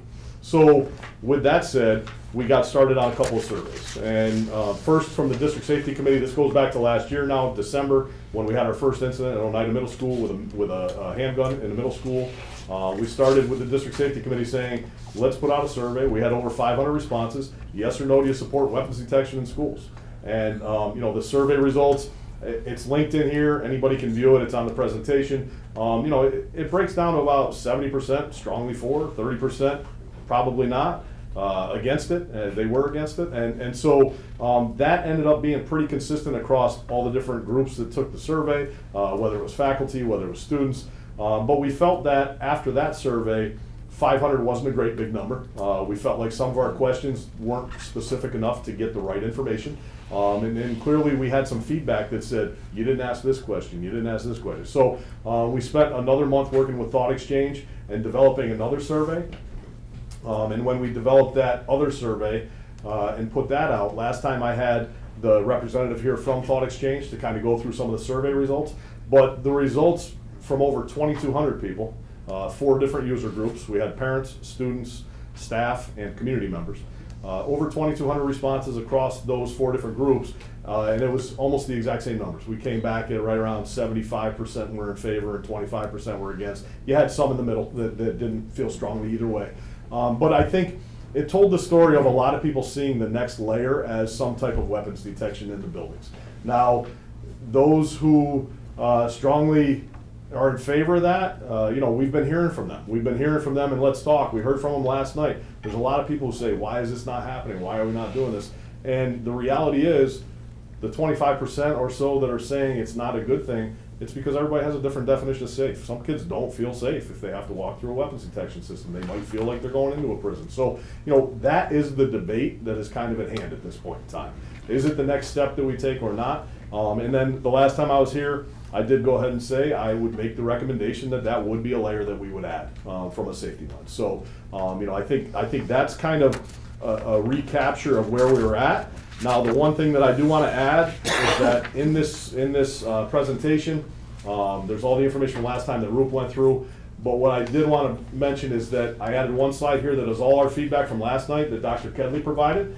We took notes on every question asked. We took notes on every response that was given. We interviewed some community members afterwards, and Dr. Kedley prepared it all in a message that went out today to those that were there, like she said. But it's linked right here as well. It's on our school website. It's also linked right here in the presentation. And then as a final piece, one of the things that came up from last night, again, was financially, how do we afford these things and how do we make things sustainable? And so, just to recap how we got to a final decision of this would be our next layer. We did also pay for building threat assessments to be done by a company called Armored One. They came into every single building. They examined what our strengths were, what our weaknesses were, and they did recommend that as one of the things we could add as a layer that would potentially keep weapons out of our buildings. The reality is nothing is foolproof. The reality is the building is one floor, lots of windows that open. The reality is lots of people can say, they could get a weapon in this way, that we could what if it all day. But the reality is that I think that layer does add some protection, whether it's just by the visual deterrent or the actual deterrent of catching things as they go through. Now, when we take a look at weapons detection, again, this is just a recap. We looked at 3 different types. We looked at traditional metal detectors. We looked at AI weapons detection, which just uses your cameras. And then we looked at what we call weapons detection system, and that's kind of where we began to focus. We have been in contact with a lot of different companies. We have gotten as far as we can to move this forward. The final piece that came to us just yesterday, last night, we received confirmation from, I think it's Homeland Security that offers the COPS grant, that we were awarded $500,000 towards the purchase of any type of weapons detection system. So we did ask permission to pursue the grant last probably 3 months ago, I think. We did pursue the grant. We were awarded the grant as of last night. So last night, while listening to people say, you know, there were parents last night asking if they could raise money to pay for weapons detection. And, you know, I think that that's not a barrier in this situation. It's not something that's going to keep us from moving forward with that. What we face now is, you know, the decision that has to be made, and I think that is where we're at as far as the board having a conversation about the for or against, the reasons why, and the reason, and I think listening to parent feedback over the course of the last couple weeks with the incidents that have happened. I personally think that we are trying our best. I think that we have made mistakes. I think that we've been as transparent as we can be. I think that when things happen, we get facts to people as fast as we can. I mentioned it to parents last night. There is no way we can get messages to people faster than their students can. Not just because they have a phone in their hand, but because they're just better on the technology and they're instantly repeating rumors that they hear, largely rumors. And so while there are sometimes facts embedded in what they're texting, we are always going to be slightly behind the information that's going out from students. So I think that when you look at it from the lens of we want to provide facts, we don't want to put misinformation out there. When there was an incident involving a knife in the school, there were a million different rumors going around about what happened that day. When there were a bunch of fights one day in the school, there were a million rumors going around that day. And believe me, I would love to get online and answer every single one of them. We've disproved that, we've disproved that, we've disproved that. But I think that some of them are true, and some of them we own it. When we follow up with our communications after that, we own it, and we let everybody know what happened. There hasn't been anything hidden in the last 3 years that I've been here. I've never once been told, don't tell anybody that. I think that whatever has happened has been disclosed, because you can't get better if you don't realize what you're doing wrong. So safety is always going to come down to relationships. It's always going to come down to systems, and it's always going to come down to layers. And I think that where I have landed personally as the safety person here is that our next logical layer would be a weapons detection system in our secondary schools. So that's kind of where I landed with this presentation tonight. And I think before I wrap up and bring up any additional folks for support, for questions that you're going to have in the conversation that you're going to have, I would like to have, if he's here somewhere, Chief, was he right there somewhere? Chief Clifford was just going to come up and speak just for just a minute about the fact that I think the situations that have occurred over the last 2 weeks have gone as well as they have because of the relationship improvement with the police department. And I feel like we are in a spot where we are able to own what happens, we're able to communicate with the police what happens, and nobody's out to get anybody when we do these things. When we're dealing with a situation, we're working together as partners, recognizing that we're working with kids. And I think that you've seen the results of that in the level of, just these incidents don't have to end in arrest all the time. They don't, and we try our best to not do that. And I think that the police now recognize how we try to deal with situations, and they have been a great partner for us. And I just wanted to offer the chief an opportunity to speak to the last 3 years of the CEO program and how he feels things have been. Thank you, Director Rizzo. Thank you for having me here tonight. I guess I'll just start off by saying that I showed up to the school on the day of the lockdown, and I was very impressed with what I saw from the staff. That comes from the administrator level to the safety security level and the officers in the school. Everybody was working collaboratively, and I was generally impressed. And I showed up on the scene expecting to see chaos, and I didn't. I saw everybody calm, cool, collected, and they had it figured out. You know, when we put together this program nearly 3 years ago, we worked slowly on establishing it with the goals of the officers being there to support the school on doing their own safety. That was basically the goal, and that's exactly what I saw years later. I think that I've seen over the last 3 years trust being built between the administrators in the school, staff in the school, and students. I see it out in the community, all the different events that we do throughout the summertime. I could generally see that connection is starting to build. I think the investment we made 3 years ago has come a long way. So I have full confidence that the school district can figure this out. With everybody working together collaboratively, to get to it. You know, there's multiple layers, as the director had said, and you know, I support the direction that he's taking this effort.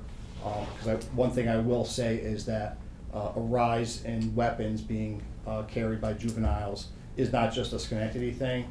It's happening statewide, nationwide. It's something that we're very keen on, and it's just the world we're living in right now. So it's something for us to be cognizant of, but know that we have the right team in place.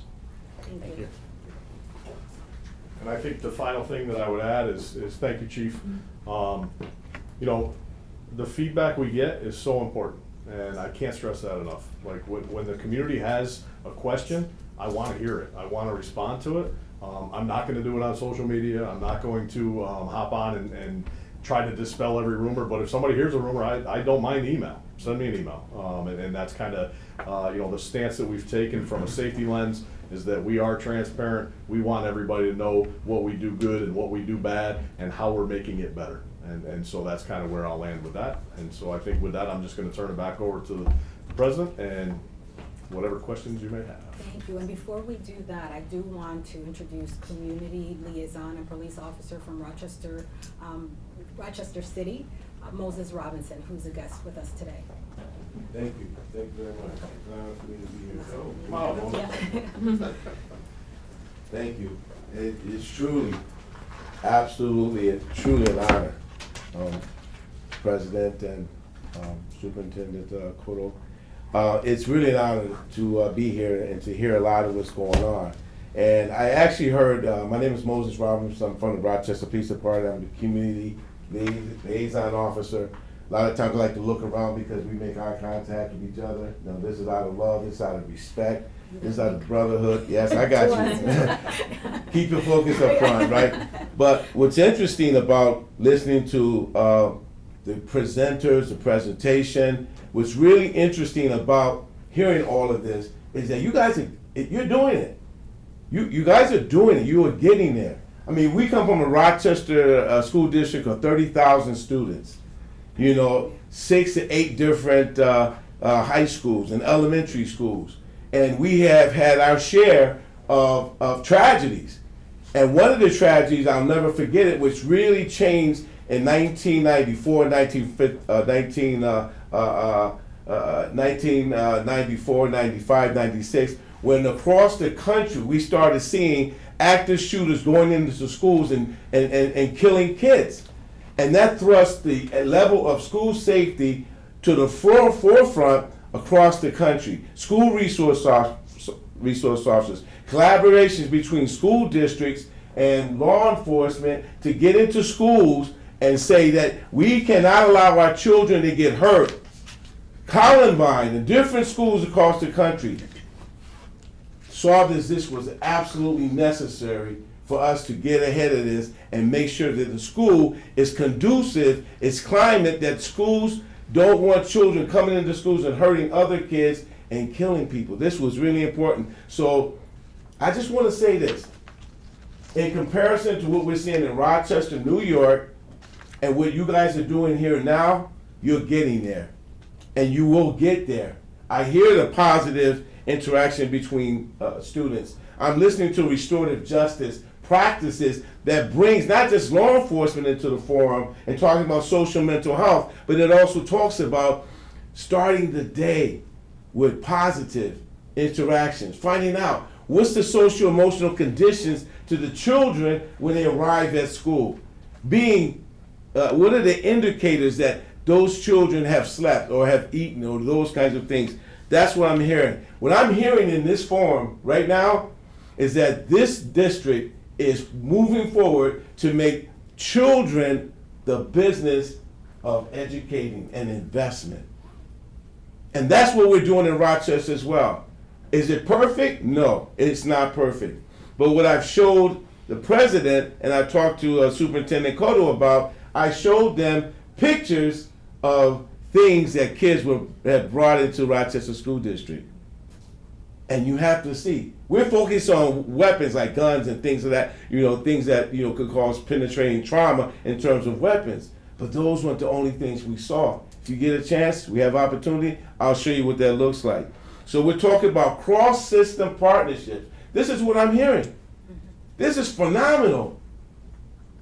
We may not have always had this, but it sounds like this is what's working. And that's what works in the Rochester Police Department. Why is that important? Because all of us come together to talk about and find out what targeted violence. We talk about mental health of the students. We know that students are struggling. But to what degree do they struggle so much that they give up hope on their lives? That's suicide. But to the point where they want to hurt other students. You know, so those things become extremely important. You know, MOUs. We're not having just any officer come into our school and interact with our students. We want to have an agreement and an understanding that this is what we expect of you in terms of treating our students and the relationships that are there. The one thing I didn't hear, which I do think is absolutely important as a school resource officer, liaison officer, let's build a trauma-informed school.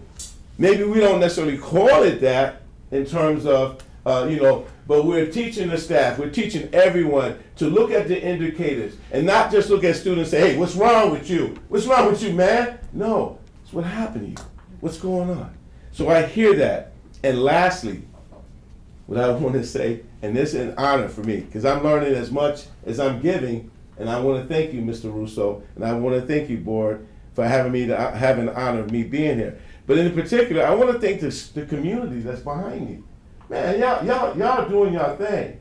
And I really appreciate you standing up and having the courage to come forward to say, this is what our concerns about. You guys are having strategy meetings, surveys on how do we move forward, engaging the community. You're doing it right. And lastly, this is just what I want to say. This is called the unity of community effort.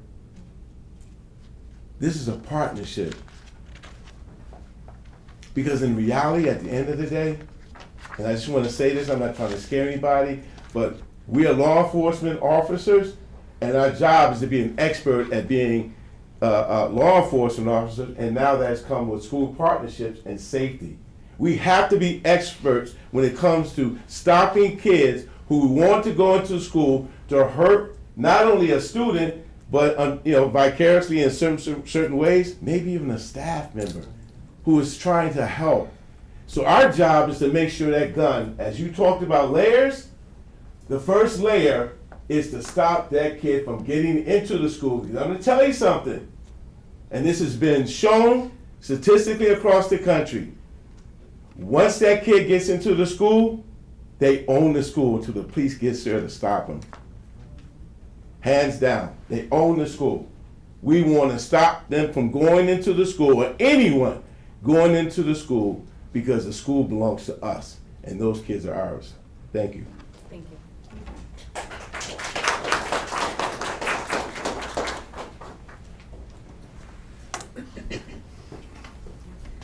So we will begin with questions from board members. We'll start with board member Alexandra, then board member Vivian. My question is for Assistant Superintendent, I believe. I wanted to get some clarity. Which one? There's a lot of them. Yeah, Andrea Tote. Dr. Kedley or Andrea Tote? Andrea Tote. Yeah. Forgive me. I wanted to get some clarity around the ratios that you provided. You said we have 64 social workers, and it's 1 to 42. So when you look at district-wide, 64 social workers, and you take our total enrollment, that's where that ratio comes from. Okay. But we then also think about how we lay out those caseloads. And so we've got, for example, some intensive programs where we might have a social worker working specifically with an intensive program where their ratio might be a little smaller.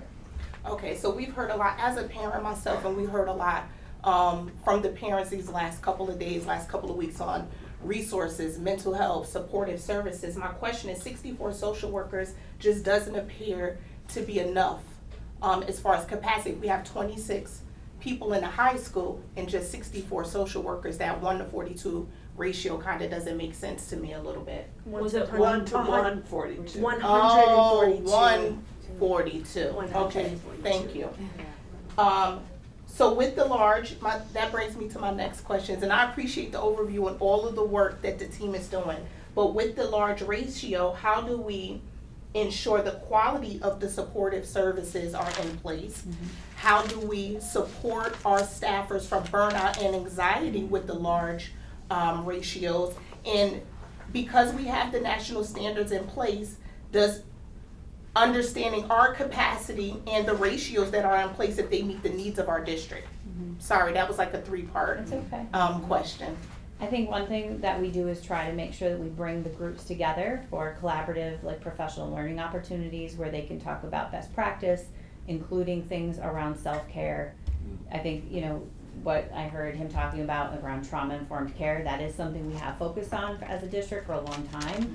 We do start with training right from day one with teachers, and at our new teacher orientation, doing a session on trauma-informed care.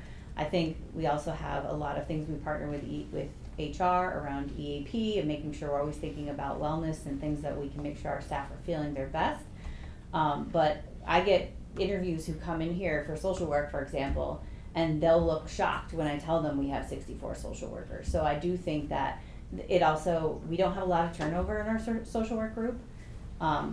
And so when we're adding, a lot of times it's because we're adding, because we found, we're starting a new program, because we have a gap and it's gonna require additional social work support, which is mostly, I think, what the additions were for this year. We opened new special ed programming and needed additional social workers. So trying to create a community among them and making sure that we reach out to our student support staff. I try to do that at least once a year to talk about what are the burning issues out there, what are things that you need to be able to feel like you can be successful in doing your job. We just put surveys out around the upcoming SUP conference day to find out what is the professional development you hope to get on those days, and how can we make sure that we're supporting you in the work that you have to do, because it's hard work. And my last question for you. So parents are, and I'm a parent too, so the accessibility to these services, right? How are students accessing the services? And how are parents able to suggest their child, how are parents able to access the services for their child? Yeah, I would say every building has a student support team. And so that consists of their social workers, their school counselors, their RP folks, their attendance folks. This idea of having our school psychologists help us to move the work around MTSS is gonna help with that too, because the school-based support team meetings is kind of that first conversation around when things are happening that need to have a plan or a wraparound service developed. We always, when parents call me and say, struggling with this situation, we say, request a school-based support team meeting. Get the whole team together to look at what is the root cause. Is it academic? Is it social emotional? Do they need a mental health referral? What are our services? And one of the things that was happening is our school psychologists were moving that work, but they were also chairing CSE meetings like crazy. And so annual review season would hit in the spring, and then you'd see those school-based support team meetings kind of being juggled in other ways. And so this shift that we did this year to try to reallocate how we're using our resources is also to make sure that we're thinking about those kinds of things. How are we making sure that those meetings continue to happen, that parents are getting to the table and being able to talk about, as experts of their children, what it is they need. I think the other thing is our student support website. We've tried to make sure that we keep that up to date with everything that we offer. Who to call, who to go to, who to request, referral for, and we're always open to feedback. I was listening last night and trying to talk to some parents about making sure that when I hear somebody say they don't know that we have counseling services, that's a concern for me. Like, that makes us go back and say, how do we make sure that doesn't happen? Thank you. And then just to clarify, CSE's Committee on Special Education. Just so, yes. Yeah. Board Member Vivian, thank you, Board Member Alexandra. Board Member Vivian? Hello. So this is actually a joint question between you, Andrea, and you, Jeff. So we all know that in Schenectady High School, we have approximately 2,600 students in that school building. I have a senior that attends the high school. If we're being honest, is not 2,600 students in a building way too much? And we are wondering why our students are agitated. We are wondering why there's conflict. Are they 800 students per lunch period? From what I understand, are all of them eating? Are all of them, do they have access to the locker? Have we looked at the possibility of making some changes to the amount of students stuffed in this building? at an uncomfortable amount. Just going from, and my son tells me all the time, going from one class to the next, you're like this, and it's very easy. You step on someone's sneaker and it can cause a problem. It's just too much. And for students who struggle with sensory overload, for example, what kind of agitation are they stuck with throughout the day while they're in school? Violence aside, that anxiety and just that, ugh, get away from me, that alone should cause concern. I mean, I can share on my end, I am looking at exhausting all supports and resources within the community. So I've been connecting with a lot of our community partners and just finding, you know, out of the box kind of ways to see what we can do as it relates to the sheer number that we have at the high school. So those are things that I'm doing, you know, behind the scenes, but it's building the relationships that I've established in the role, my previous role, transitioning to this role, is looking to see how we can do that. And as soon as I get more information on it, I will definitely share it with all. And I think that that was the idea behind Freshman Leadership Academy. You're gonna pull an entire grade level out of the building. Construction takes time. You know, it really could have been something that happened a couple years ago, a few years ago, but you know, you do have to wait for those cycles with state aid when you're doing capital projects, and so you know, we are blessed to have a community that voted for $300 million worth of capital projects, and I think the goal behind that $300 million was to make the buildings better places, better learning environments, less crowded. You know, we need to definitely redistribute where we have people. We had SCLA operating for a long time, very low number of kids, but that building can hold a lot of kids. So now when we move an entire grade level over there, that'll be a nice building for that grade level, and it opens up, you know, 750 slots for kids to walk around in other places in the building. So, you know, I think a lot of it is, you know, it's kind of when you look at the building condition survey, and you say we have 95-year-old buildings, and you know, they were built for schools at different times, and we are in different times, and I can't say it enough, the schools being stuffed with adults. If you can find a closet in the high school that doesn't have an adult in it as their office right now, I mean, you'd be hard pressed. It really is, you know, and part of that comes back to staff morale. If I am somebody who has to come to work every day and I go into a closet and they haven't been able to give me a phone or internet connection or anything in my closet, you know, because they put me where, you know, the custodian had a sink last year, you know, it's really, that can be disheartening if I'm a staff member. So, you know, this is a problem that not only the kids face, the staff face as well. But if we want to stay focused on the kids, we need to give them more space. They have to have more areas. When you look at new designs of buildings for schools, they all have areas that look like college class, like gathering areas, fireplaces. They have these big open areas where kids can go, sit, have space. You know, when we talk about a lot of interventions, we talk about giving space. We don't have space to give in a lot of instances. So, you know, it's a challenge. It's a challenge for sure. Thank you, I appreciate that. Second question. I understand that you can only answer this generally speaking, but are we making it a priority to check in with our faculty members who are injured when trying to break up fights, or if they happen to be an innocent bystander of a fight? I personally believe that there are more incidents happening than is being documented, to be honest with you. So are we checking in with our faculty members to see how their anxiety levels are, how they are doing that, because this is their work environment at the end of the day?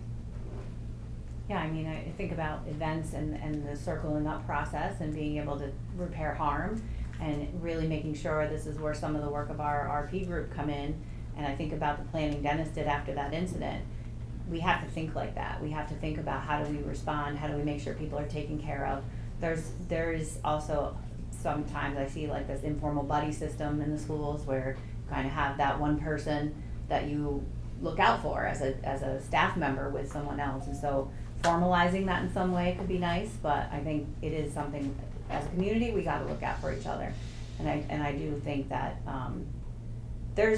the reason I've been here as long as I have is because the passionate people that work in this place is like no other, in my opinion. And I see people wrap around each other and support each other in ways that are really remarkable. Thank you for that. Final question.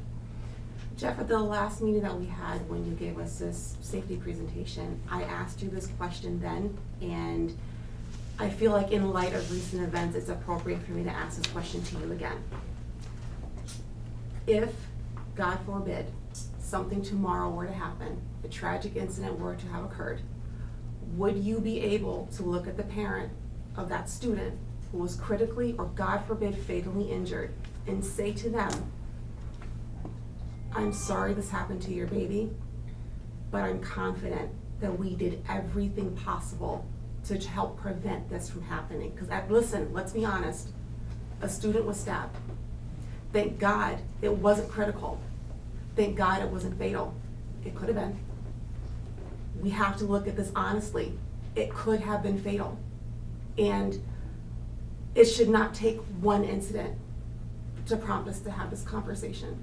So given in light of recent events, what would your answer be today? I think my answer at the time was that, you know, we did need another layer. We did need another layer, and that was my recommendation, was that we had that other layer. So could I look at somebody and say we did everything?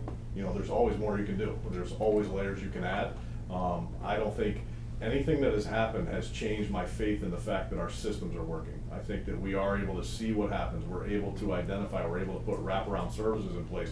A lot of things happen at one time because so much goes on in the summer, and so many personal things come into the school that were issues out in the community over the summer, and now we're the place that they all take place. And I think that, you know, maybe we look at how do we change our schedule this year at the high school. Like, there were some changes that happened, and then we brought students back from other buildings because we have, you know, Freshman Leadership Academy under construction.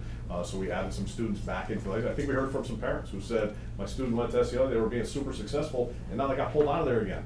And, you know, that, to me, like, that bothers me, because SCLA did exist for a reason. It existed for kids who could only function in a smaller setting, who might only do well in a smaller setting. And I feel like, you know, we did lose that this year, and we do have a stuffed building, and we do have a collection of kids of all types that some don't do well in a setting that is really jam-packed like that. So could I honestly look and say we did everything we could to prevent a tragedy from happening?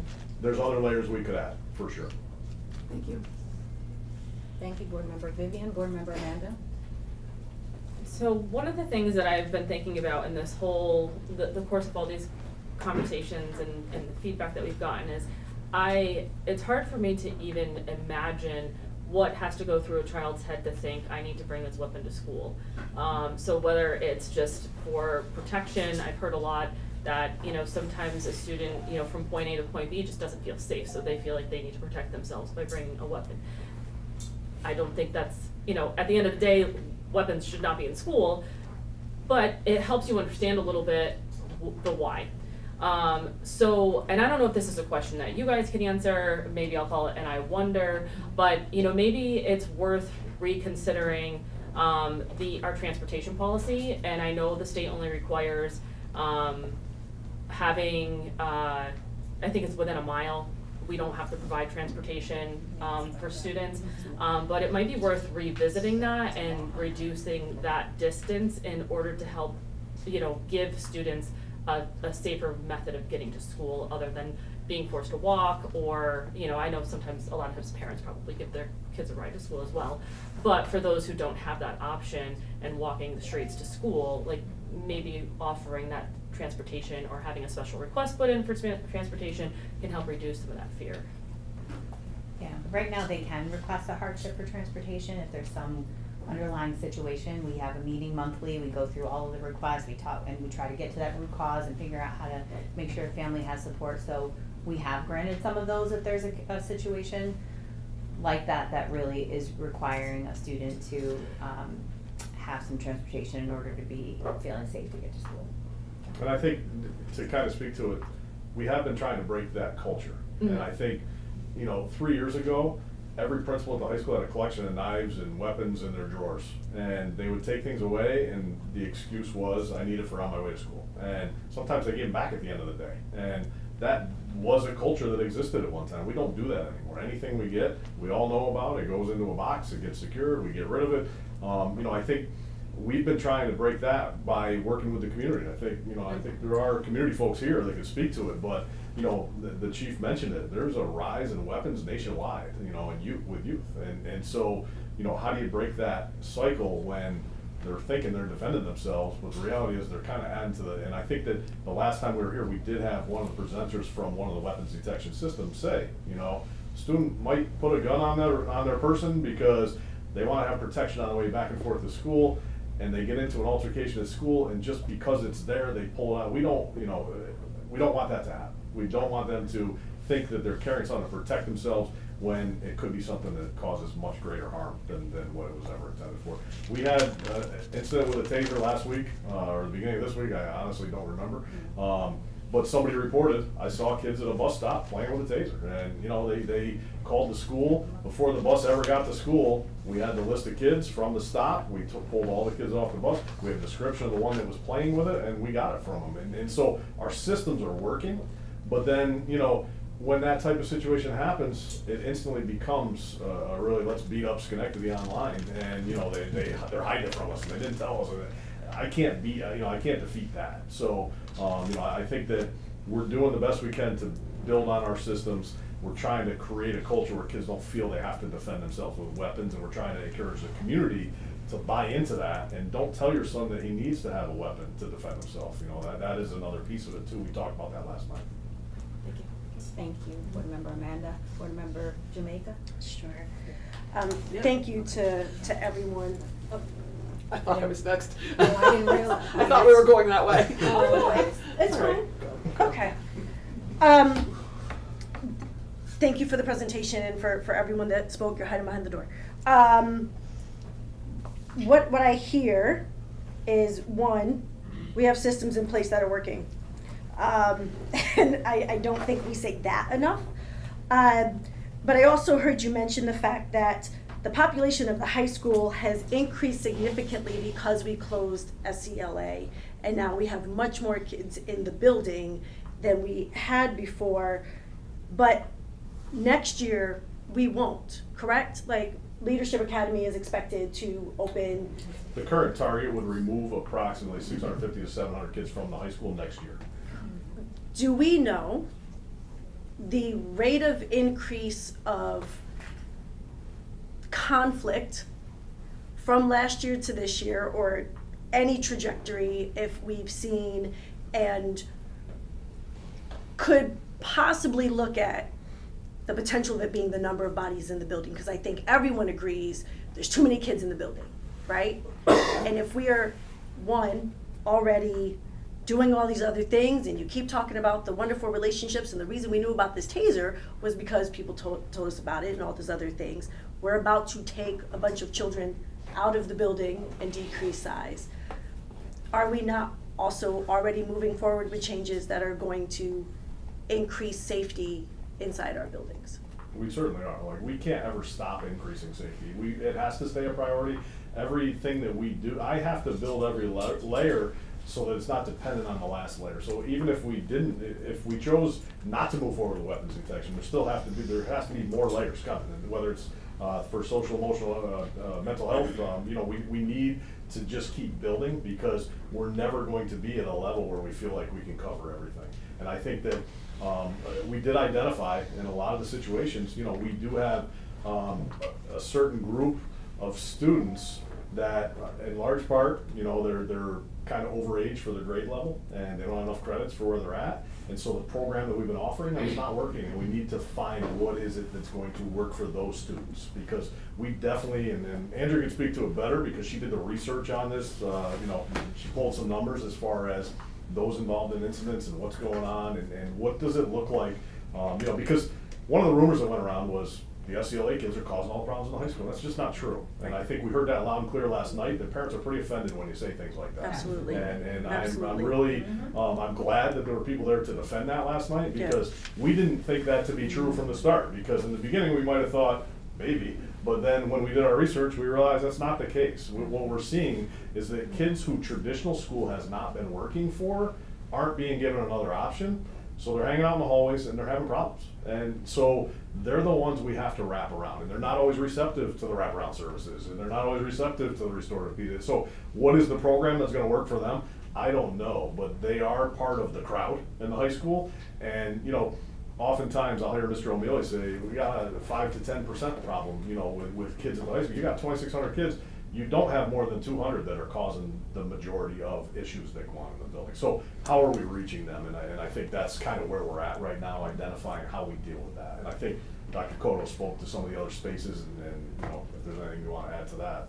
Yeah, and I think we're trying to meet our students where they are, and now having the opportunity to engage with them around inspiring and motivating them to get them to where we know we want them to be. But when we have students that have been in the building for 3 years and may have 2 credits, 3 credits, it's not engaging in a deeper conversation and not giving up. And at the end of the day, we don't want to give up on our students. We want to see how we can motivate and engage them. So night school and some other alternative, these are things that we are looking into to kind of create the model that's going to meet the needs of all of our students.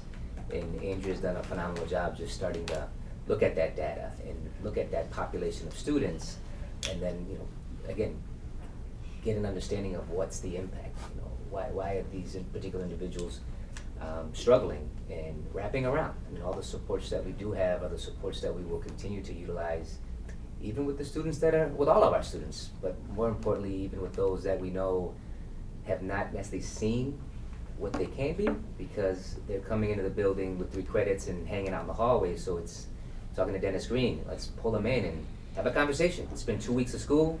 You see that you haven't been in your classrooms, in the classrooms that you're supposed to be in for the last 9 days. Let's talk about that. What's your dreams? What's your goals? And let's kind of anchor that and then determine how we then now look at the resources and supports that we have. We have a GED program. That's not where I'm looking for our children to go, but it's an option if indeed we exhaust all ways in which to engage that particular student to make sure that we're providing them with the plan that's going to make them successful. And then connect the Seed Center. I mean, there's many things that go on within our community. Yeah. We have the Schenectady Promise, we have the Ellis Promise. How do we engage our youth in those particular opportunities, those kind of pathways, and really look to really motivate, inspire, and engage so that we get them to now see that there's an end to high school and then also career. The answer to that question actually brings me to the other 2 questions. The first one, as we're looking at 200 children potentially who have extensive conflict resolution support needs, because I believe all of our children have problems, and some of them have greater needs for their problems. Do we know what the demographic breakdown is of students involved in physical confrontation versus the demographic breakdown of students involved in programs? I don't, but I can get that. I hope I'm wrong, because my theory is that we're going to see a disproportionate number, that we're going to see a higher number of our students of color that are involved in conflict, and not that same reflection in our programs. The last question piggybacks on what Alexandria was talking about when we look at the ratio of our staff, and we are doing much better than the recommendation. I think also our district and our demographics on trauma is probably different than the national average. And while we are better, and I appreciate that there has been adjustments for crisis versus maintenance and management, my concern is that we have so much crisis that our ratio still just can't keep up with the number of students that are in need. And lastly, within that, parents still just don't know. My suggestion is one that would cost a whole lot of money, so I'm just gonna say that out loud, is we need to physically knock on doors and talk to our families. And I know that our parent liaisons do that to an extent. For very targeted, right? Like the attendance, if there's a flag on the play, they hone in when it's gotten to a certain level. We don't want to get to that level, right? We want to prevent these things from happening. We need to be able to reach parents where they're at, knock on those doors, and make sure every single person understands, hey, these are the programs and services, while we're still building these relationships. And we've come a long way. Like, I don't dismiss that at all. As someone who's been in this district a really long time, and my high school experience was hell. It was hell. I would have not thought that I wanted my children to be in this district based on my own personal experience. But they are. They are. And I've got a teacher inside the high school. So when something happens at the high school, I am always going to be concerned.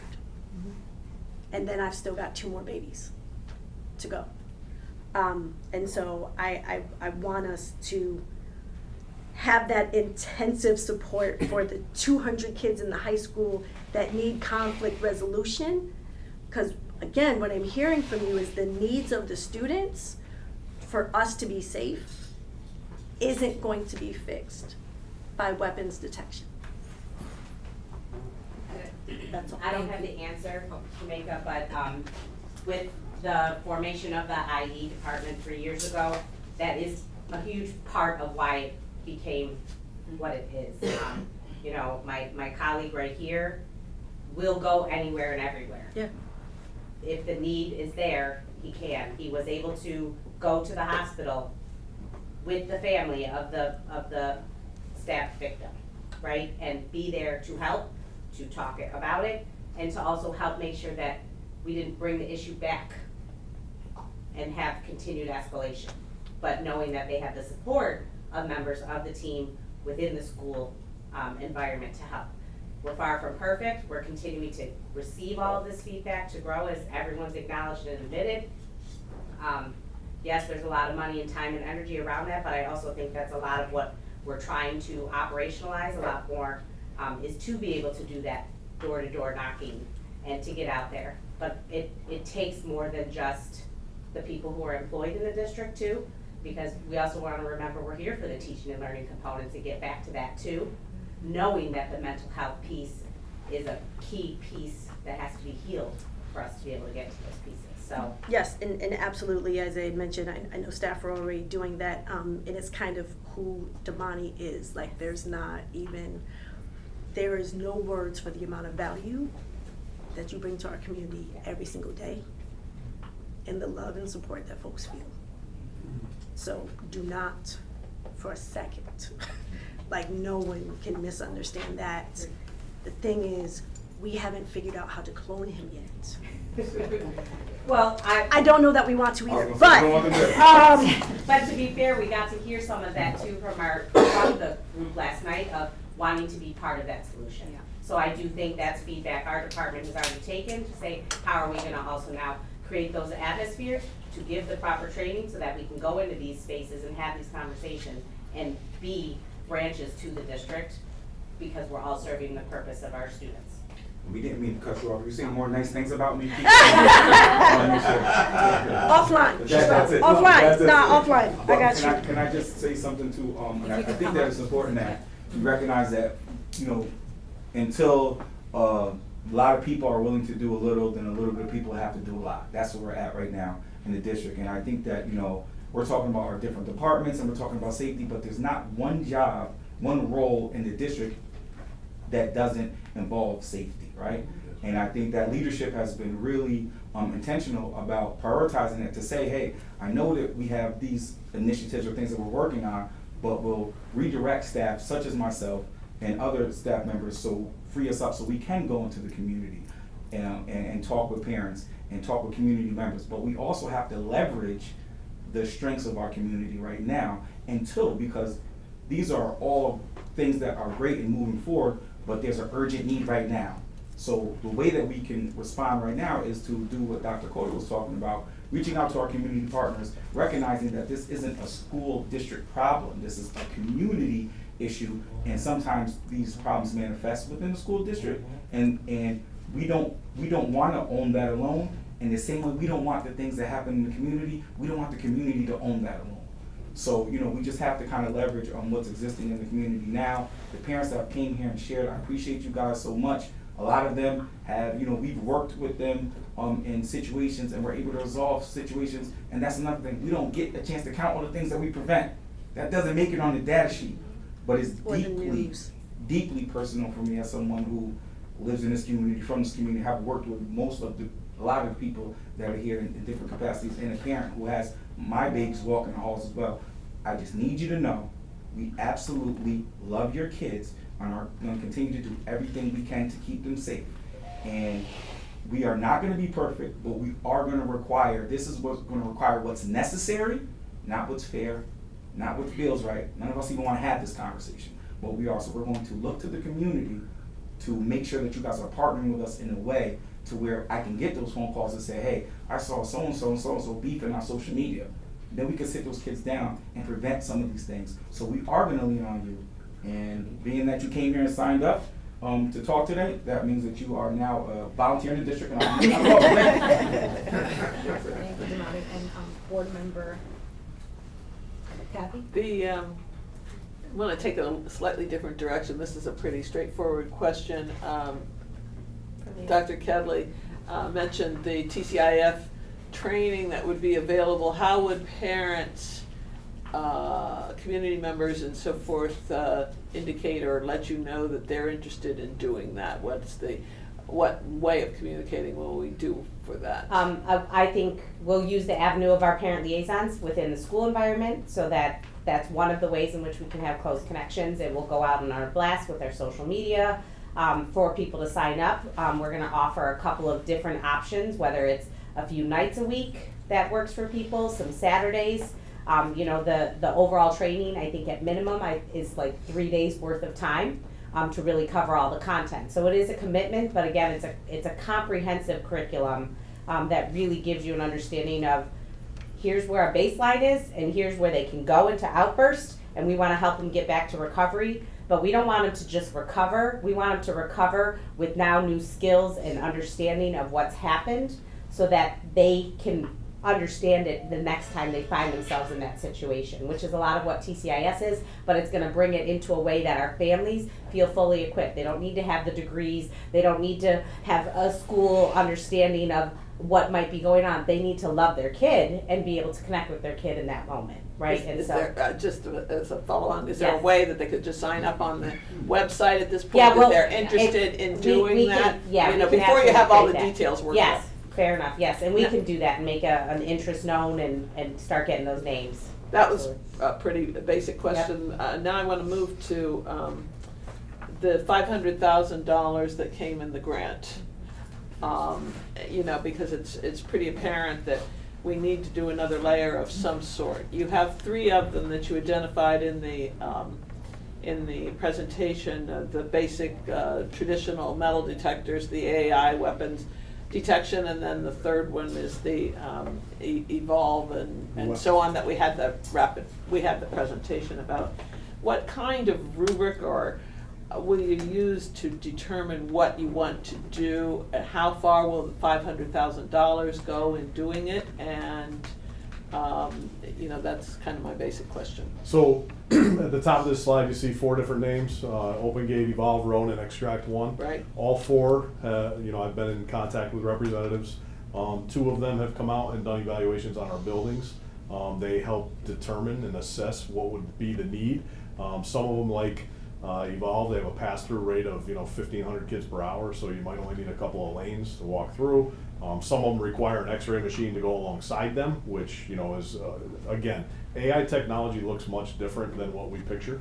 It's not a traditional X-ray machine. These are very fast conveyor belts. They drop a bag and it comes out the other side, and it scans for everything, and it's quick, very non-invasive. We want. The goal behind anything in this category is that it's touch-free. I don't want to have safety staff putting hands on kids. I don't want to have to use a wand on people. The idea behind these things is that they're very touch-free. So this is an AI, fast. that's an AI. Everything involved in weapons detection system. Okay, so it looked like it was 3 separate ones the way it was So on your AI, chart, so but yeah. what it says on this other slide with AI is Yeah. strictly AI. It uses your cameras only, which means that the weapon needs to be visible to the camera, because it won't see it if it's inside a pocket or anywhere else. So that use of AI is only for weapons detection that is visible.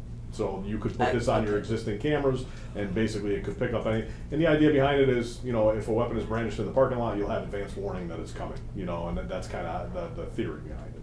But that's why the weapons detection is a little bit more of, it's touch-free, and it probably has the most pluses. When we look at the assessments, they range anywhere from $800 per unit per month up to $3,000 per unit per month, anywhere in between. So if you, just to break it down easy, if we had 10 machines to cover our middle schools and high school, you're talking either $8,000 a month or $30,000 a month. And then you multiply that out toward, and you can see what it could cost in a year. It could be anywhere from $100,000 a year to $300,000 a year. The grant of $500,000 requires I believe, don't quote me on it, but I think it's a 30% match on it. So we would have to spend a guaranteed $166,000. So you're starting with $666,000, and if you break that out, it's a 4-year grant. Most of these things operate on a 4-year subscription. The subscription being if they come out with new technology, they replace your machines with the new technology. So it's always kind of, after 4 years, you don't own anything. It's a subscription product. So back to the rubric kind of thing, how will you determine, based on the comments you've heard last night? I heard several people comment that they'd gone to school in Brooklyn, they were used to metal detectors, they had no problem with it, and at the same time I hear that, they're traumatizing and this kind of thing. How are you going to determine whether a regular metal detector or this more sophisticated system, what kinds of criteria are you putting in that determination? I think that we've been in touch with vendors of all different systems, and we have the opportunity to have call it a safety fair, where they could all display what they do. We could invite the public in to see what they look like. We could invite students to see what they look like. There are a lot of different options. Most of them, as soon as they see a news story where this is a discussion going on, every one of them's reaching out to you saying, hey, I'll come see it, Sure. So I had 3 of them offer to be here tonight to scan people coming into the building, and it's just the nature of it is, that they're available. And so we would evaluate what we feel, and we would take student voice, we would take staff voice, we would take into account every stakeholder that we could, probably starting with our district safety committee to help evaluate. We would take what we think is the best product for what we're looking to do. Okay, the last question I have is, that last night it was emphasized that perhaps there's not enough for young people to do related to the high school, and Mr. Green mentioned that, there are lots of activities, extracurricular programs and so forth. What are we doing to let to get more people involved in those? I mean, do we just need to spread the word in the community more? How can we get more young people involved? Because I think that's positive. It goes at some of the things that were discussed even in regard to cell service, that are not having cell phones, the loneliness, trauma, distraction, all of those things are a problem caused by cell phones. If they could be involved in those activities, how can we get more people? And I'm not sure who that question is for at this point. I can start. I think it goes back to engaging in those individual conversations and kind of getting to what that overall interest is for those individual students. I know that we recently have put together community partnership convenings in the community, where we're, again, tapping into the resources that we have within the community to see then how can we bring those resources in. So Ellis Hospital just being one example. If it is something of interest that, a young man or young lady wants to be a nurse, then how do we then, I know that's not extracurricular, but it's exposing them to what might be of interest. We've reached out to a number of the organizations. That's not my point. How are we getting the young people to be aware of them and to think about the fact that they might want to do them and actually try them out? I think it's part of the partnership with the community. I think that in the last 3 years I've been here, I've seen folded teams. I've seen girls basketball with low numbers. I've seen right now girls soccer with low numbers. Like, kids aren't wanting to play sports. Why is that? And I that's think what I'm wondering. Is it the younger? And I think that's the partnerships in community. And I don't know that Dr. Kelly has anybody that's that why can speak to it here tonight. Partly to the community. Yeah. Connecting with the youth programs is important. Belmont, Pop Warner, as you see now, you'll see coaches that are also in our programs that are part of our youth program. So it's reaching back, because if I'm coaching a youth program and now I'm an assistant coach on a varsity high school program, I have influence in the connections. So we're seeing those numbers now start to increase, especially at that modified level. So I would say within the next 3 to 5 years, you're going to see that overall shift. But it is also getting in front of our students throughout the course of the year in spaces, whether it's in the cafeteria during lunches, and promoting the opportunities that are available, not just within district, but also partnering with our youth programs and having them in those spaces as well. And we could encourage from here that community members look at the programs, that the offerings that are made, extracurricular and otherwise, and talk to their young people about that, about attending those or participating in those. We provide after-school transportation for most of those activities, and I think it would be helpful. I think that what you've seen over the last, and this is as a parent, what you've seen in the last decade is that travel sports start at age 5. And people are paying a lot of money for their kids to go play travel sports. Yeah. And so by middle school, when modified sports start and everybody has a chance to play for free, you're already too far behind if it's your first time playing. Like, you have lost 10 years worth of playing. So, it does start with the youth programs. It starts with who's running Little League, who's running, those programs matter, and that's the community. Like, I need, And I would be the first to say, as a person who was in school before Title IX, that there are other things besides sports that are available from an extracurricular standpoint. Right. Many people, I remember seeing Oriana, Jamaica's daughter, in the plays 12, 15 years ago, whatever it was. No, seriously. No, yeah, she's starting in 3rd grade. And so drama isn't the only thing either, but there are all kinds of clubs that have that's been why I'm not the started. guy to ask. Yeah. No, I just want to emphasize that I do for think the that, public to be aware of. Yeah, no, I think that to speak to your point, like, there are so many opportunities. Dennis said last night, if 3 kids come to me and say they have an idea, I tell them just find an adult that I can attach it to, and it's your club. And he allows anybody to create a club. He's the club guy, and so anybody with interest in anything can create it. We have to make sure we're doing that at the elementary level. Like, we have to make sure that we're providing those opportunities at every level, because the interest does start at a young age in a lot of those different things. And I would wholly agree, so, okay. Thank you. Thank you, Board Member Kathy. Because I see a lot of the RP specialists here, I do have a question for you, if you don't mind just sharing. Yeah, all 3 of you can come up. Yeah, because some of the questions came up last night around. Yeah, we've got that. Yeah. Sorry. Well, I'll start with this. Can you explain what you do with our students? So that the public and the folks here really understand. What kinds of conversations do you have with them? How does it hone in on mental health and social emotional learning and other aspects of their development? Of course. So we offer a variety of services to our students, and not just to the students, but also to staff members. We focus on hosting community building circles or community building activities, right? So that's where it all begins, with building that relationship between students and students, students and staff, staff and staff. We want to make sure that we're offering those opportunities to be able to build those relationships, get to know one another, share values, and build on that, right? So then once that relationship is built, then we focus in on more of the important things, like our conflict coaching sessions, where we'll sit one-on-one with a student or a group of students and just kind of present a conflict and coach them through how best they are able to handle that moving forward, so that they can understand that they don't always have to approach a conflict using their hands. They can use their words as well. We also offer restorative conversations and restorative circles. Those conversations basically consist of either students or students and staff members. So when there's a conflict that's arisen between any of them, we're able to kind of sit down and have a conversation to try to figure out what was the root of the problem and how best can we fix it to move forward. Before we do that, we make sure we pre-conference with everyone that's a part of the situation.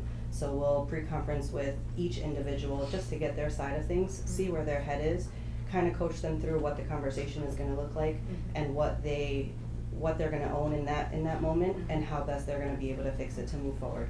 We value student voice, so that's our biggest concern. We advocate for them, and we want to listen to them. We want them to know that what they're saying we're actually actively listening to and putting it forth, however that looks like for them in whatever capacity is needed.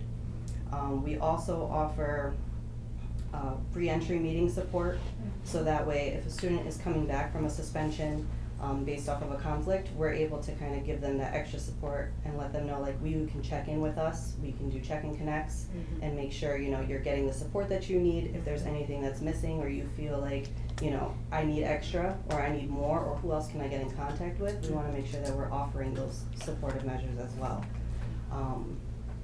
It's really big for us that also, like, if students are coming to, we want to uplift them, right? So if students are having conflicts within school, within different categories and groups of other students, we want them to be able to come to us and say, I need help, there's this issue. And so a lot of times I'll have a knock on my door, Miss Rios, you'll never guess what's going on. And they'll spill it, right? And it's that safe space that you create for a student to be able to say everything that they need to say and then try to get to the root of the issue. And so we value that, and we offer a lot of those services to all of our students as well as staff members. So we'll have staff members come in also, and they're like, listen, this is the situation that's going on with the student in my class. I'd really like to sit down and have a conversation. Can you help to facilitate that so we can kind of figure out how best we can support them and what plans we can put in place for them? And we'll go ahead and facilitate those conversations as well. Thank you. And it looks a little different in different schools, of course. High school and secondary schools look a little different than elementary schools. I work in 3 of the elementary schools here in our school district.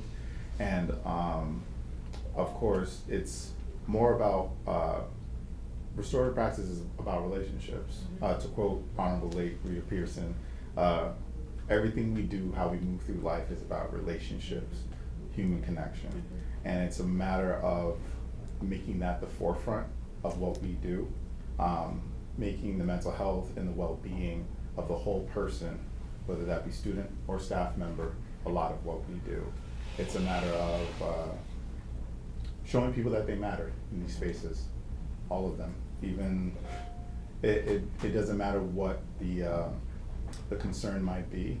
It's giving students and staff members the space to voice those concerns and reach a resolution of some kind. I'm fairly new to this position. I can't speak to my colleagues. They've been at this for a lot longer than I have, but my prior profession, I was a first grade teacher, and a lot of restorative practices, it ties into what education is and has always been. So it's a new direction, because a lot of times we get away from what education used to be, where it was like, you're the student, I'm the teacher, you have to learn from me.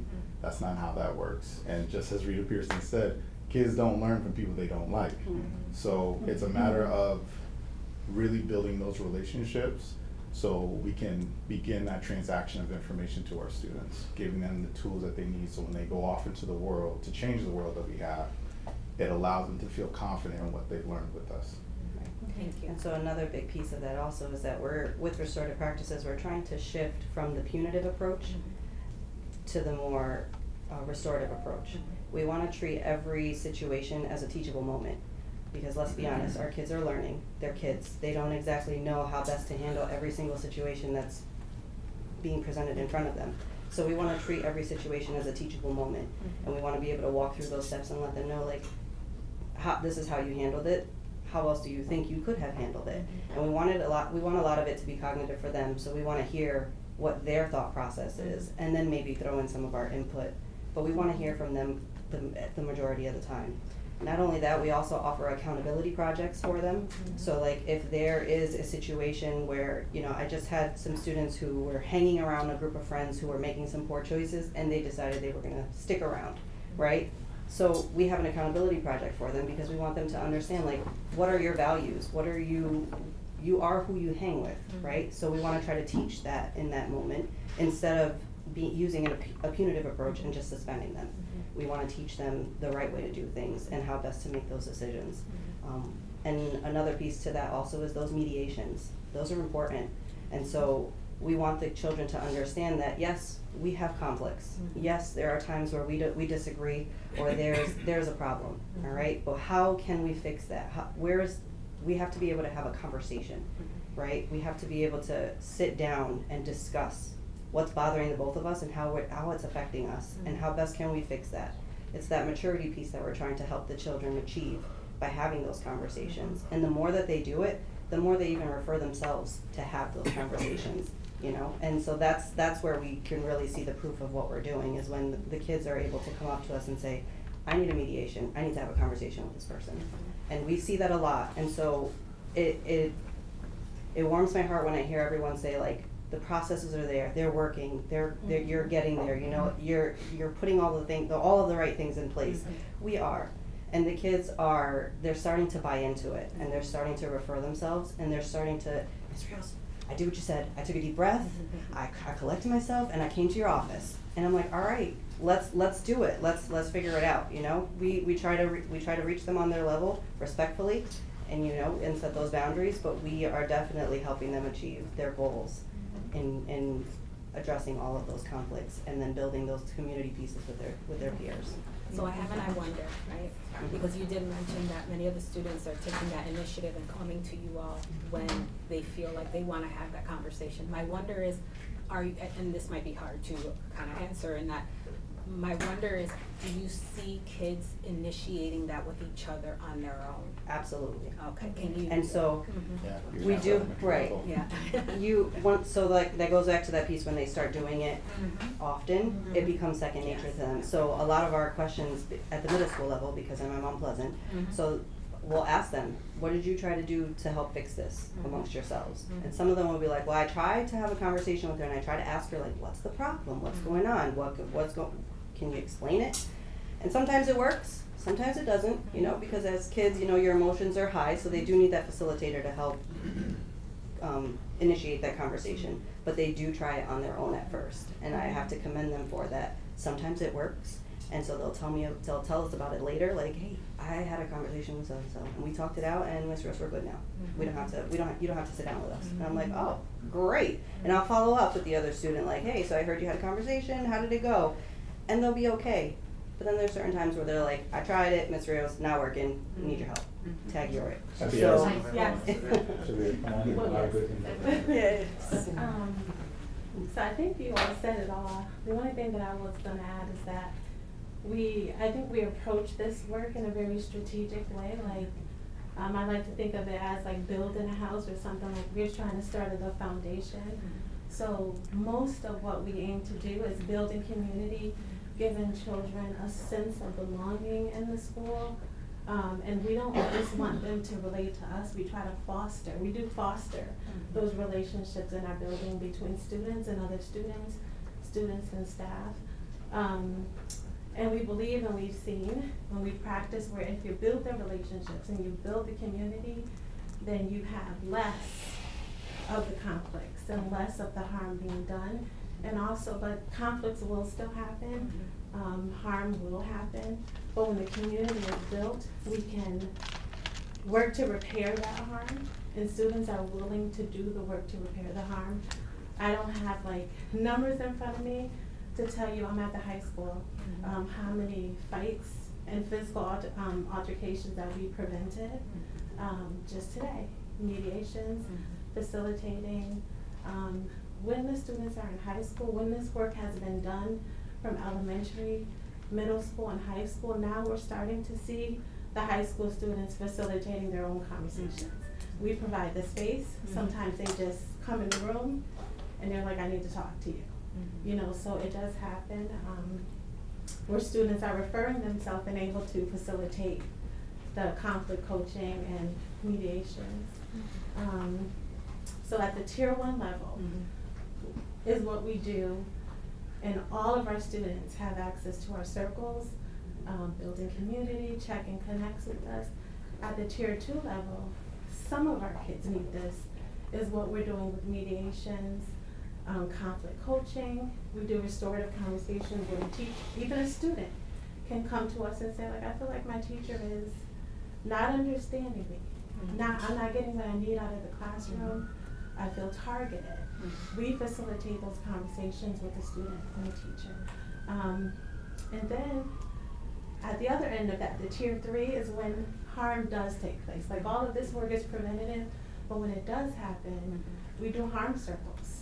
You know, we do, you know, we're looking at the student and we're separating what the student has done from who the student is. We bring in family members, all of the stakeholders in the harm circle to help be a part of the resolution. Thank you. I do have another question for you. You mentioned that staff has also been trained, other staff. And then yesterday at the event, there was the concern that there's like 16 of you, right? And it's like, oh, that's a lot. You know, that's not a lot for all the students that we have. So my other wonder is that those teachers, and I know you mentioned that some of the teachers come to you for your support and your guidance, but my wonder is, have you seen teachers in their classroom using RP, restorative practices circles, to kind of mitigate or mediate conversations and Can you talk just a little bit about that as well? I can speak for the elementary level. I've only been in our buildings for the last several weeks since the start of the school year. Congratulations. I appreciate that. So I've seen teachers reaching out to me immediately saying, hey, I want to do a circle in my classroom. How do we go about doing it? I can tell you that I did one today with some of the 5th grade students over at Yates, and it was talking about leadership, the leaders of the school, and how the teachers were able to participate and facilitate questions within the same circle. And we make sure that humanity is a large part of it. And we all know that every single person sitting in this room right now was a child at one point. We had an adult in our life that really cared about our well-being, cared about our dreams, our hopes, our aspirations. We had moments that we were absolutely proud of and other moments that were not so great. And we lived in the era before telephone, so a lot of those moments weren't documented, right? So I'm definitely one of those students. I was kicked out of 2 schools when I was a child. So a lot of what we do in restorative practice reminds me how much teachers as well as students love what we do and make this the cornerstone of what education is. So I've seen a lot of teachers really take to restorative practice. It's like, oh, this is a large piece that we've been missing. And they take the time out of the day where it's not just math and reading and sit with their students and get to know the students that are right in front of that. It's a large part of this. Yes, I also see it in middle schools. So we definitely have teachers who will participate in those circles. If they're not comfortable running them by themselves yet, they'll ask us to come in and help facilitate. And then they'll take on the process by themselves once they get comfortable. We do offer our Tier 1 training to all staff members. However, it's not mandatory, so we can't exactly tell them to take it, but we do encourage them to take it because it's definitely well put together, and it has a lot of information that we feel all of our teachers and staff would benefit from and be able to implement in their schools. So we definitely try to encourage that as much as possible. We offer it several times out of the year and several times over the summer for them. So while we do see it in schools, we don't see it in every classroom just yet. And so that's what we're working on, because that's what the goal is, right? The goal is to make sure we're seeing that happening in all of the classrooms, whether it's just, a circle that they're addressing something that's going on in the classroom, or a norm setting circle, or even a community building circle. We're definitely pushing that initiative throughout the entire building and throughout the district. And so we just need everyone to help and give us the support in making sure that we're pushing that Tier 1 training so that everyone has that training under their belt and they're able to use it and implement it. But I can tell you that on one hand, we have a lot of great staff members and teachers who are receptive to the restorative work and they are implementing it and they love it and they're supporting us. On the other hand, we have some that we're still working with and we are still encouraging and we have, we're keeping positive because as long as we're here to do the work and they see that it's working, the proof is there. In our conversations with students, sometimes a lot of times we get to the why, and that's important, not just what you've done, but like who was harmed, and what are your needs going forward, how can we help to repair the situation, and when you get to that why, I feel like that's a big start of repairing and making sure we can support these students in better choice making. Not resorting to violence.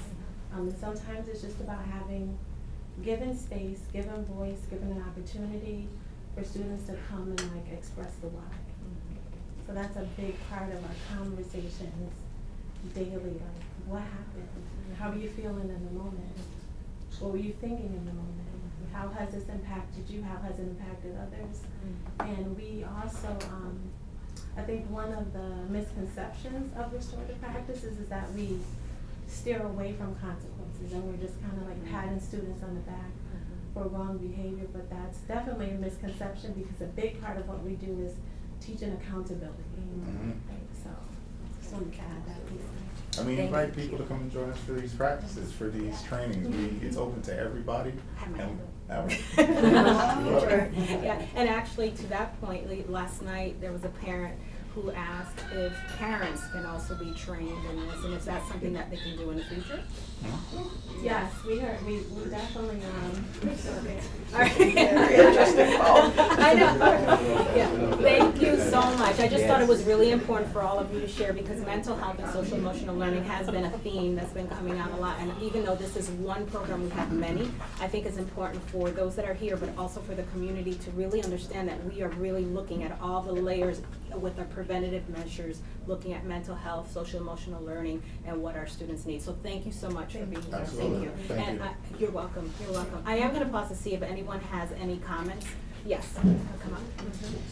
Crystal, correct? Yes. All right, Crystal. All right, so I'm gonna do my time like I'm a board member. Y'all got a little bit more time than the rest of us did, so I'm gonna take it. I know I'm supposed to address you guys, but I'm going to address everyone. I wanna touch on 3 things. First, Ms. Amanda Pantalone, thank you for saying the why, right? My thought process is everyone is so super focused on, we gotta keep our kids safe in school, safe in school, safe in school. We can't keep our kids safe in school if we don't know why they're unsafe in the beginning. Why are they unsafe in the beginning? We gotta figure that out. The only way we can figure that out is we need to talk to the kids that are involved in the harm. Second point, I'm never with pointing fingers, I'm all about accountability. My oldest son is 31. I've had 5 children come through the school district, and I'm gonna let y'all know, my kids have been off the hook at some times, absolutely. Not ashamed of it, it is what it is. I ain't never had a demonic come to my house when my kids was suspended, ever.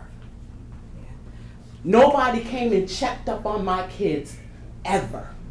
My kid gotta be stabbed to be checked up on. I need my kid to be stabbed for you to come check on my kid.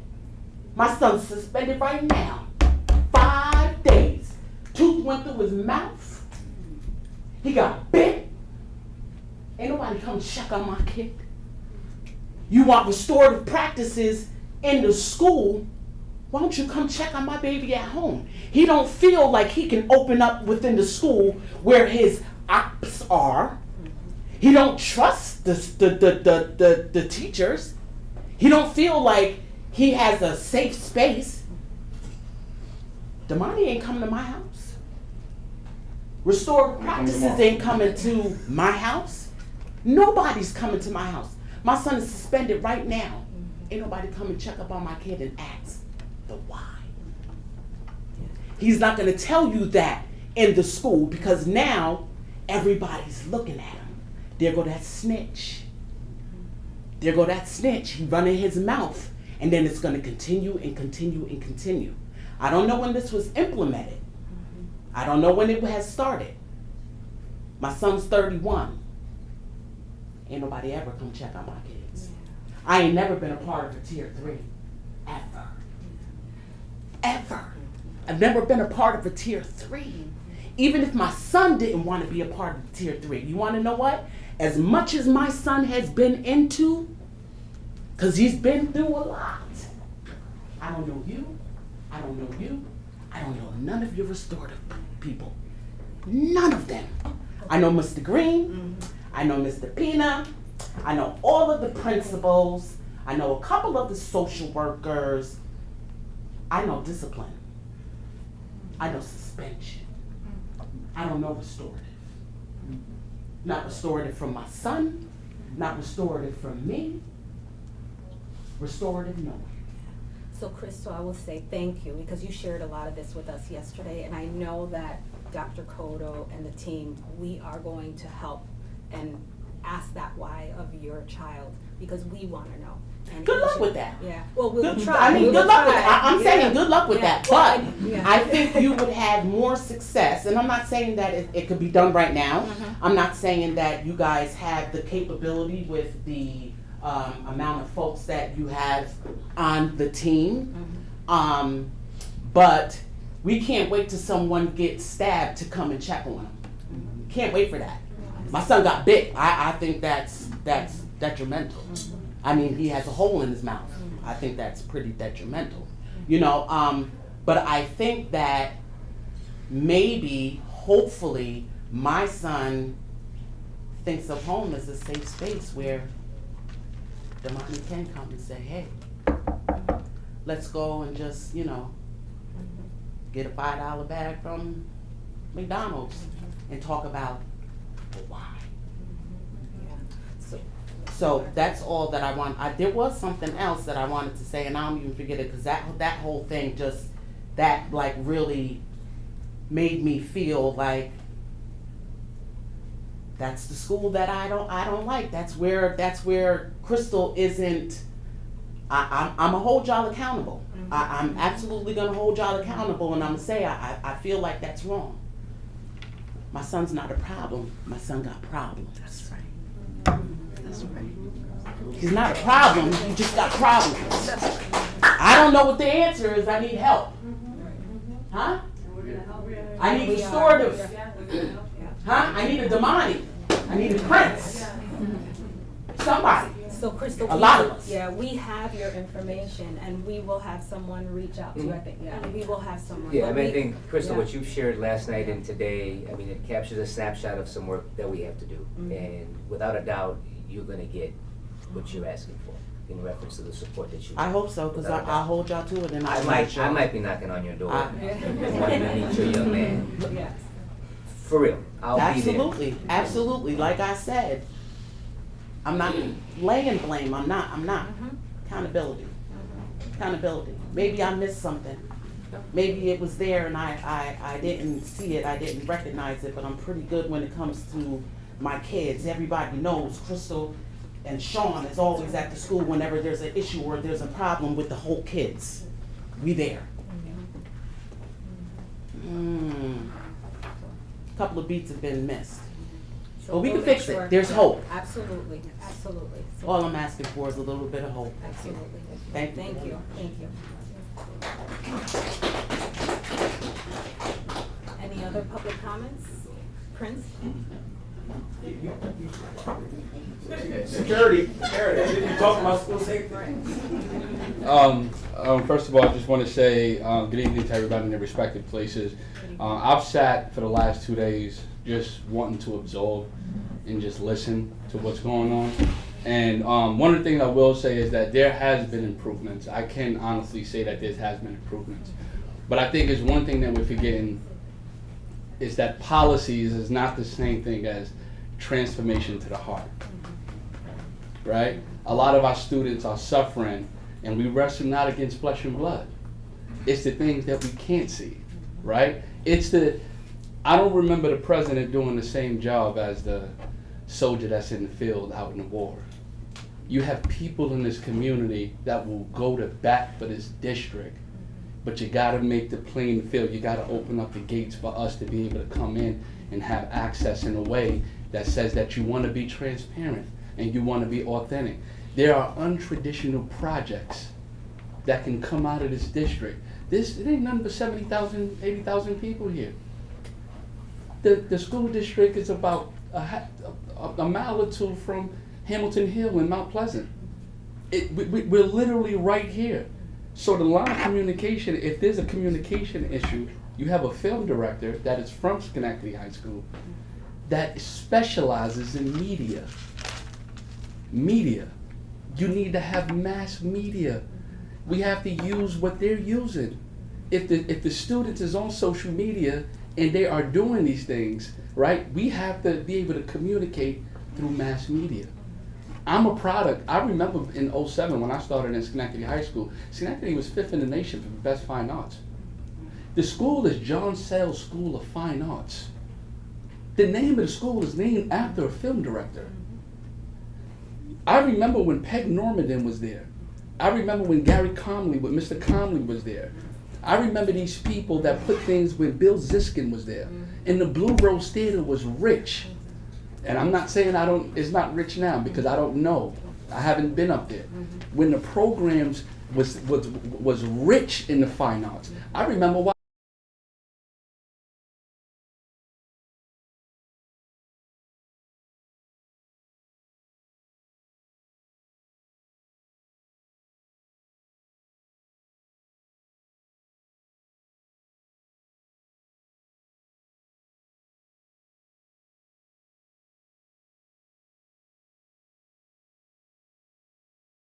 that highlights a student by the name of Eddie Stanley Jr. that was shot 5 times at a party back in 2011. Now that's almost 12, 13 years ago, and we still dealing with similar issues.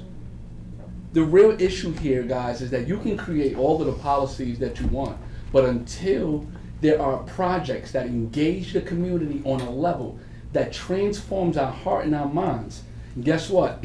Nobody ain't gonna follow the policies. You can put every policy in place that you want. And guess what? I'm here to tell you that there are parents that I know of, there are people, there are leaders that I know of that will do things untraditionally in a way that will pull the community, that will pull parents. We had a hearing last night. Yes, we had this open school night, but we had less than 100 parents there. The kid got stabbed. If I was in another district or another community, that place would have been packed. So that's a key problem. We have to put more intentionality on creating projects that engage our community and allowing us to be able to talk. When I did the last shot, we packed out Proctor's with almost 2,000 people from the community, featuring them, letting them talk about their own problems. Because sometimes we just don't have the answer. I don't have all the answers. I'm not going to sit here and act like I have all the answers. What I do have is that I'm willing to partner and be by you guys' side every step of the way to help you solve those issues. Because it's not going to be one person, it's not going to take one team, it's not going to take one solution. It literally will take everybody to play their part. It's not one thing. It's all of us. We're all the problem, including me, including the people, the parents that didn't come. And it's everybody. So if we can get everybody on the same board and start to create projects that are untraditional, that are not just the regular norm things that we do. That last shot, the movie, I did that with the county. That was a gun prevention project. We had people on there that just came home from doing Fed time that was a part of that project, looking to help our young people not to go back in the system. Those are the type of things that we need to be doing. To get 2,000 people, I don't remember besides sports events that can get 2,000 people at an event at one time. These are the type of things that we need to be doing, y'all. And I applaud everybody here because there are some people in this district that are on the front line every single day trying to make this place a better place. And that's why I'm up here listening to see what I can do, to see what my students can do. These are my students. My students, stand up. Stand up real quick. These are students. They've been with me for the last 2 days. Quiet, listening, taking notes, figuring out what film or what type of project we can create to address some of these issues, and allowing us the safe space to be able to do it. The program that I run is at the Seat Center. It's a film program, right? And it takes 18, I have 17 students. And let me tell you something, if you allow us the space to partner with you guys, if you allow us the space to come in here and help solve some of these issues through mass media, it will do a lot. It won't solve everything, no. I'm not here to be the savior. I'm not the savior. I'm one piece, but every piece counts. And that's all I want to say. Just continue fighting the good fight of faith.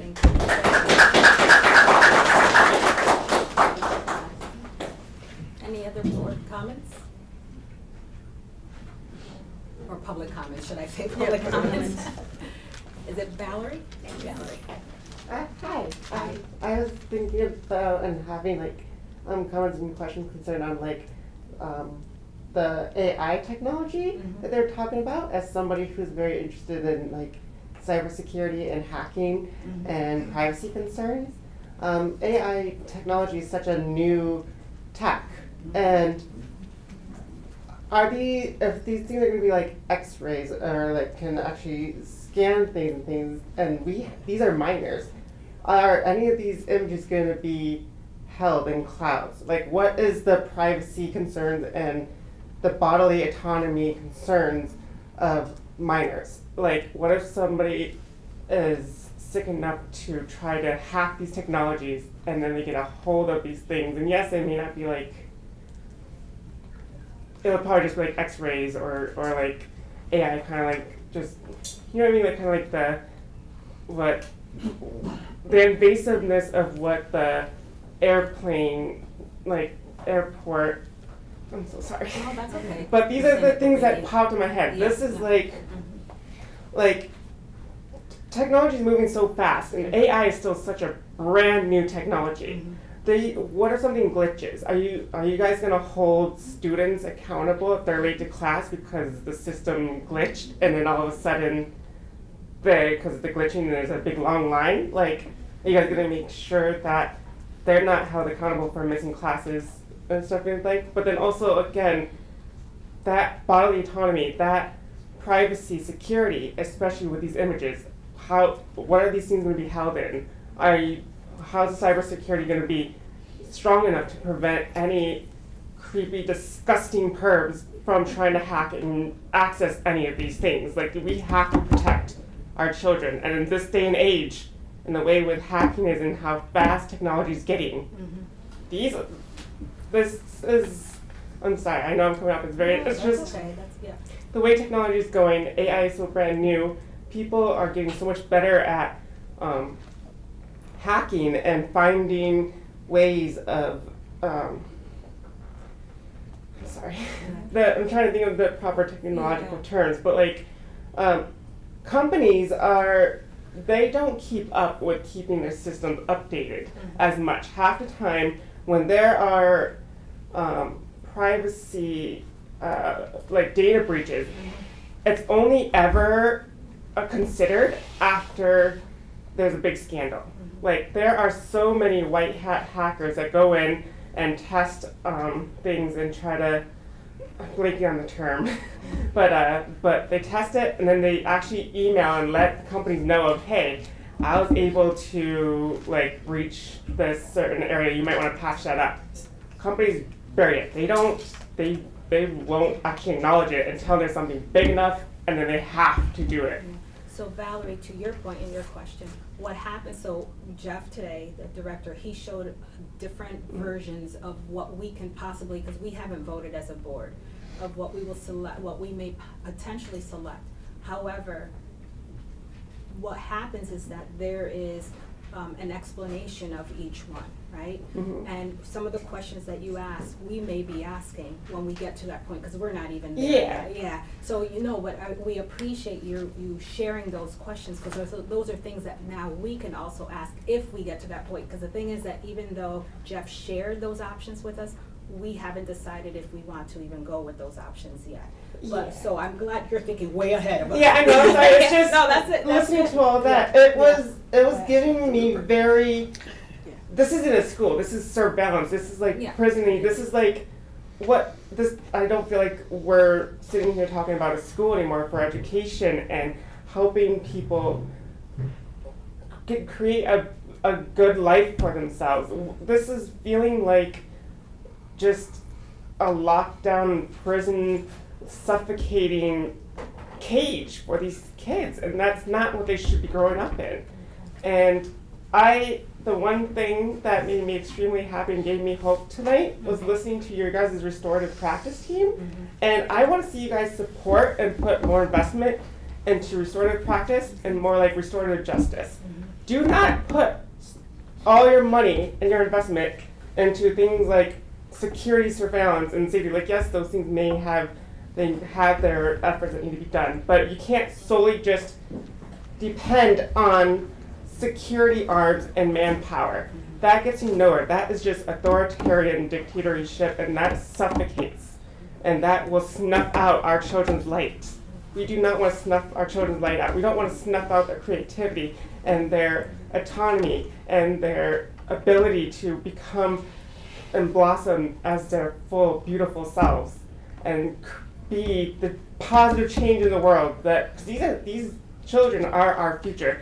They're going to be our future community members, and we need to encourage them and give them every single tool that they can have to become the positive change that we will see in this world. Because I have so much faith in the younger generation and the way everything's just becoming more changing in a more positive way, and we are already seeing how these cycles of abuse and these cycles of, I'm sorry, I'm blanking on the term, but like, in words, but like, we're seeing really good changes, and we're seeing things not being as oppressive and just continued cycles of abuse continue like we have seen in previous generations. I have so much faith in the younger generation, and I do not want to see them snuffed out. And especially since I've just moved here in Schenectady like 10 years ago when I was 21, and I was working at Panera Bread for 5 years. I've heard so much negative things from coworkers who went to Schenectady High School, and they just always said a lot of things about how it sucked and their horrific experiences.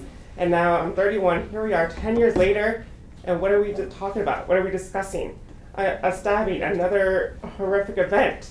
And we're just talking about, oh yeah, we're doing everything at our best capability, and if only I had another layer of security. Like how many times has that been brought up over these last 10 years? It's been 10 years now. So Valerie, I would like to thank you. Thank you. I'm sorry, I went over. No, that's okay. Thank I'm you getting agitated, I'm sorry, it's just, Yeah, no, this is our thank- future yeah, generations. No, I hear And you. Yeah, but I do want to, and you normally don't respond, but when we're having these conversations, we're not saying that when we head into budget season, it's not saying that we're not looking to add more counselors or social workers and things like that if we have the monies to do that. So that, we're not going to do one thing and not the other if we decide in one way or another. And I just want to share that because I think what I hear from folks is that people may feel that we won't continue to invest in those mental health interventions, RP, parent liaisons, and many others. I also do want to add that we have a lot of community partnerships. I mean, I can seat the Working Group on Girls, Boys and Girls Club, My Brother's Keepers, the seat, Schenectady Connects, Creates, and there's so many others. So I do want to mention that we want to welcome more. So thank you, Prince. Knock, knock, knock. We want to welcome more, but this presentation, we didn't even get to community partnerships. If we had that, that's probably like a 3-hour, 4-hour conversation. So I appreciate you. I appreciate your passion and you sharing that you do have concerns for our students and you don't want to see it head in a certain direction. But I want to say to you that we as a board, we do believe in mental health. We do believe in RP. We believe in all those supportive and preventative measures for our students. So thank you, Valerie. Thank you. Okay. Thanks. Okay. We are going to pause and sorry. Oh, sorry. Yes, come up. No, that's okay. Hi, my name is LaBoya Davis. I'm here with the Seat Center currently, and I was a student at Schenectady High in Schenectady School District, literally up until like the 11th grade. And I just want to say, like, the metal detectors is the biggest thing to me because I don't think that it doesn't make sense. I think it's backwards. If you have children that are already acting like criminals, you shouldn't treat them like criminals because they're only going to act more like criminals. I went to Albany High and they had metal detectors there, and there were people, you could find other ways to bring in your weapons if you wanted to. You could walk in through a different entrance and just sign in through the door. You don't have to go through metal detectors. And then on top of that, the people who worked the metal detectors they were just home monitors. So if they liked you or if they were cool with you or if they thought that you weren't a problem, they would just let you right through regardless if you buzzed or not. So that was one thing. And then the other thing that I think is really important is because I lived here my whole life, basically, I grew up on Hamilton Hill, and so I was very big in extracurricular activities. My mom was very big on that. And I feel like that's where we need to connect with our kids. We need to get into the schools and have people that previously graduated from the high, people that, like my classmates, would love to come in and talk to them and, mentor them and give them some type of friendship, leadership type thing, because I think that's what they're lacking. Since I don't have my own children, and I see a lot of my friends with kids, and I see like the parenting styles have changed a lot. So I think that instead of spending money on metal detectors and hiring people that don't care about the kids, we should really focus that attention and money on the kids and like invest in them Just show them that somebody cares, because that's really why a lot of them are acting out. They don't think that anybody cares, and the people that are around them aren't showing up. Ms. Lavoy, right? Lavoria Davis. Yeah, thank you, thank you.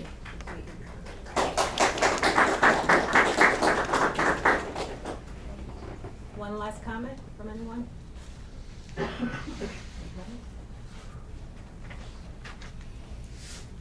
No.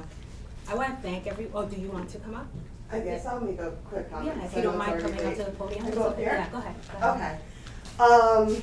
First, I would like to say thank you to everyone in Schenectady School District for the amazing job at Woodlawn, the amazing young lacrosse program we have. I heard about sports.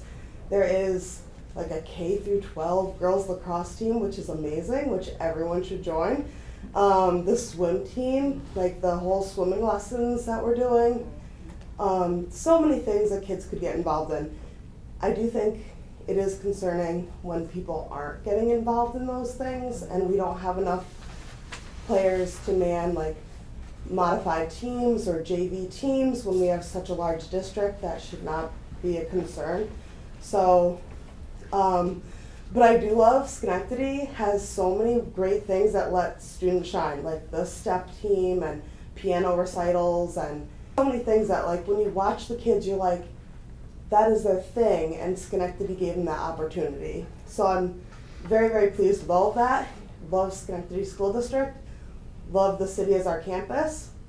Love the early smart transfers program. All of that is amazing. So most of this is just thank you, but part of it is I do feel scared, and I think everyone in the nation does. Like Columbine happened, when I was in high school, and then when Sandy Hook happened, it's like, how does that happen? And we know it's not if, it's when. And we know we have to protect our kids and do everything we can. But it's scary thinking about how and are they, how we can best protect them is really a scary thing. I am a proponent of transportation to school, and so I know that was brought up. And I really wish that kids wouldn't have to cross in middle school at 11 State Street to get to middle school. I don't think that's safe. And I have tried numerous times to try to get busing for my kids or a crossing guard or something. I'm able to transport my kids, so it's like not really a big deal. I find transportation, but I know there's families that can't. And I could understand that kid feeling scared, because I probably feel scared if I don't have my dog with me walking in some parts of the city. Like, I just, yeah. So I think transportation and the whole like metal detector, I understand that's a layer and we wouldn't be removing other layers.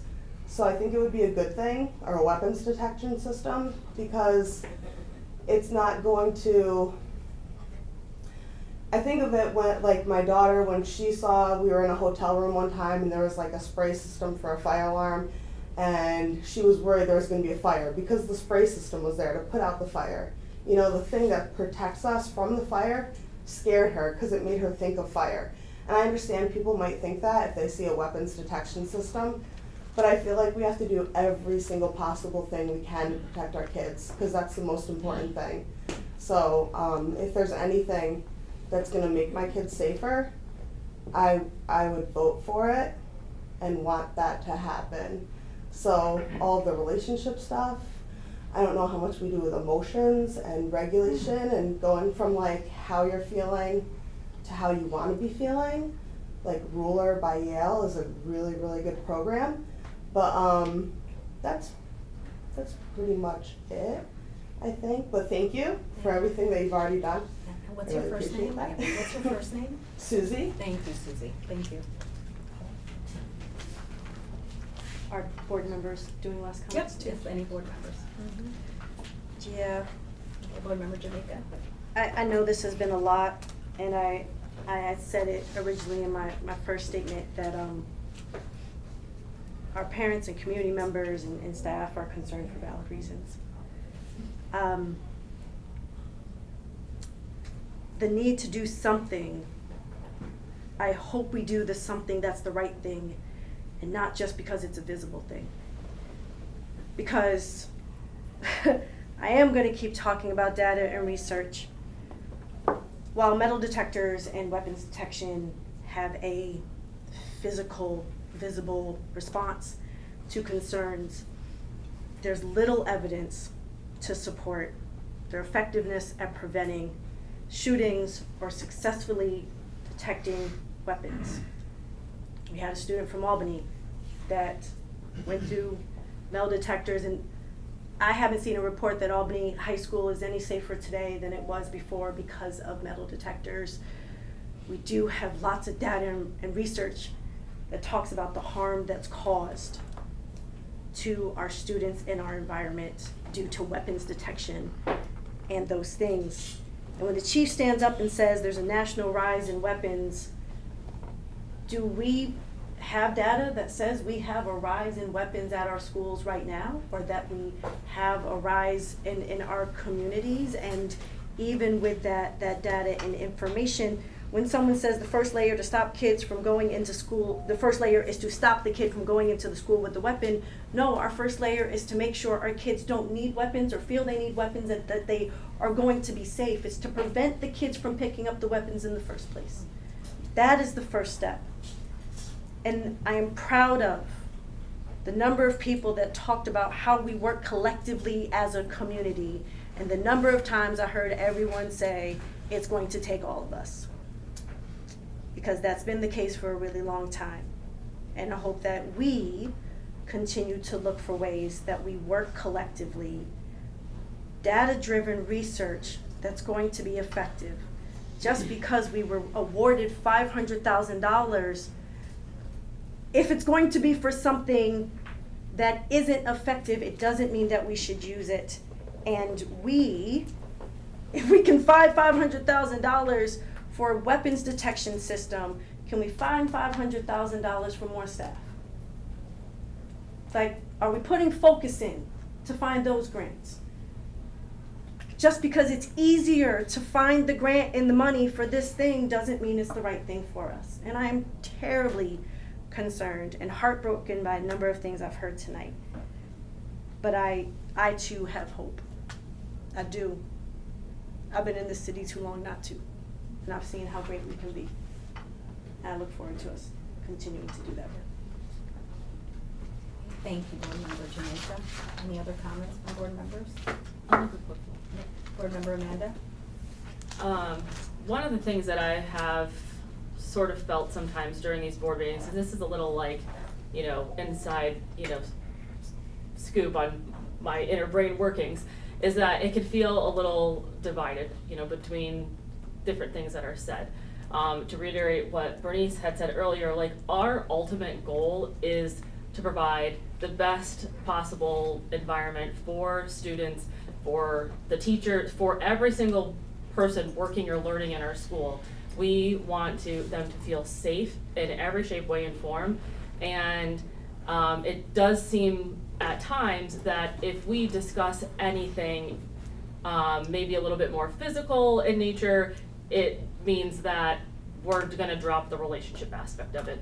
We know that has been working, and at least from my perspective, that would never be something I would take in place or like remove in place of something else. So, we do a lot of things in a layered, sort of tiered approach, and this whole conversation is to put out in the open what is that.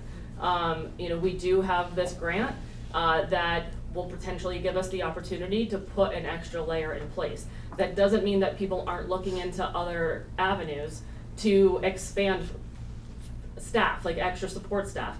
But we've also heard too, overcrowding. So Dr. Cotto mentioned before, Superintendent Cotto mentioned before, that he's looking into additional space. So there's all of these things that are working together at the same time. It's never just one avenue. We're never just running down an avenue blindly, only looking at one thing. I wrote down something someone said before, a cross-system partnership. I think Moses had said that before. that is just such an accurate representation of what we are doing. It's cross system, totally in every avenue of what we do here, from community to school to people. So, while we're not making a decision tonight, yeah.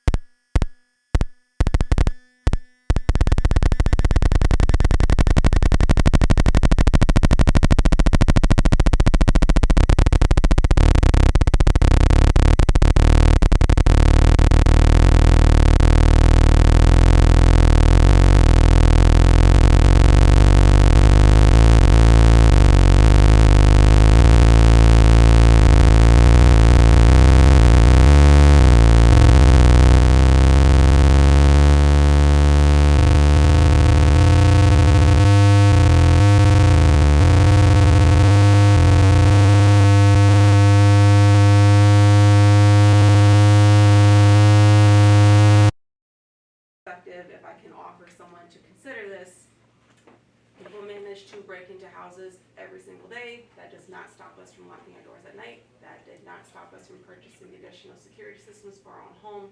So to completely discount a possible option that is in addition to everything that we are already doing, simply because it is not 100%, the relationship building is crucial, and our students deserve it, and they need it. It's proven to not be 100%. That doesn't mean we stop gearing towards additional and more positive relationships, but it's not the only layer of support that we have for our students. So, and what I want to caution us against is not if, but when an incident occurs in our school building, do we then put all the onus on a faulty relationship between a student and a faculty member? How do we know that a relationship wasn't built between a student and a faculty member, between a student and a teacher? How do we know that? And what I don't want us to do is put an unfair amount of onus on faculty and teachers who are trying. They are working hard. They do love our students. Nothing is 100%. We are infallible man. We cannot create we are fallible. We're fallible people. We cannot create an infallible system. So we need additional layers, approaching it from different avenues, so we can confidently say, this is everything that we can do. Justifiably speaking, this is everything that we can do for our babies. Again, I recognize, and I said this before, this is a very tense conversation. It's a very difficult conversation. I don't know of anyone who loves the fact that we're even having this conversation. I don't know anyone who is jumping up and down at the fact that we have presentations on multiple options for weapons detection system. Unfortunately, because of where the direction that society has gone in, the sad part is, this is where we are. And it would be irresponsible of us to ignore one possible viable option and just put a total blanket of responsibility on only one option if it was not the most effective approach possible.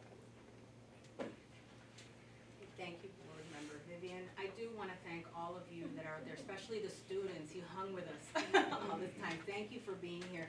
We appreciate all of you who stayed to listen to the entire presentation, because I know it's been a long night. Come back September 30th. We have more for you at 6 o'clock here at Liberty. But seriously, we welcome you back. We encourage and love these conversations because we want to make sure we make the right decision for all of our students. Have a good night, but I have to do this formally. So here we go.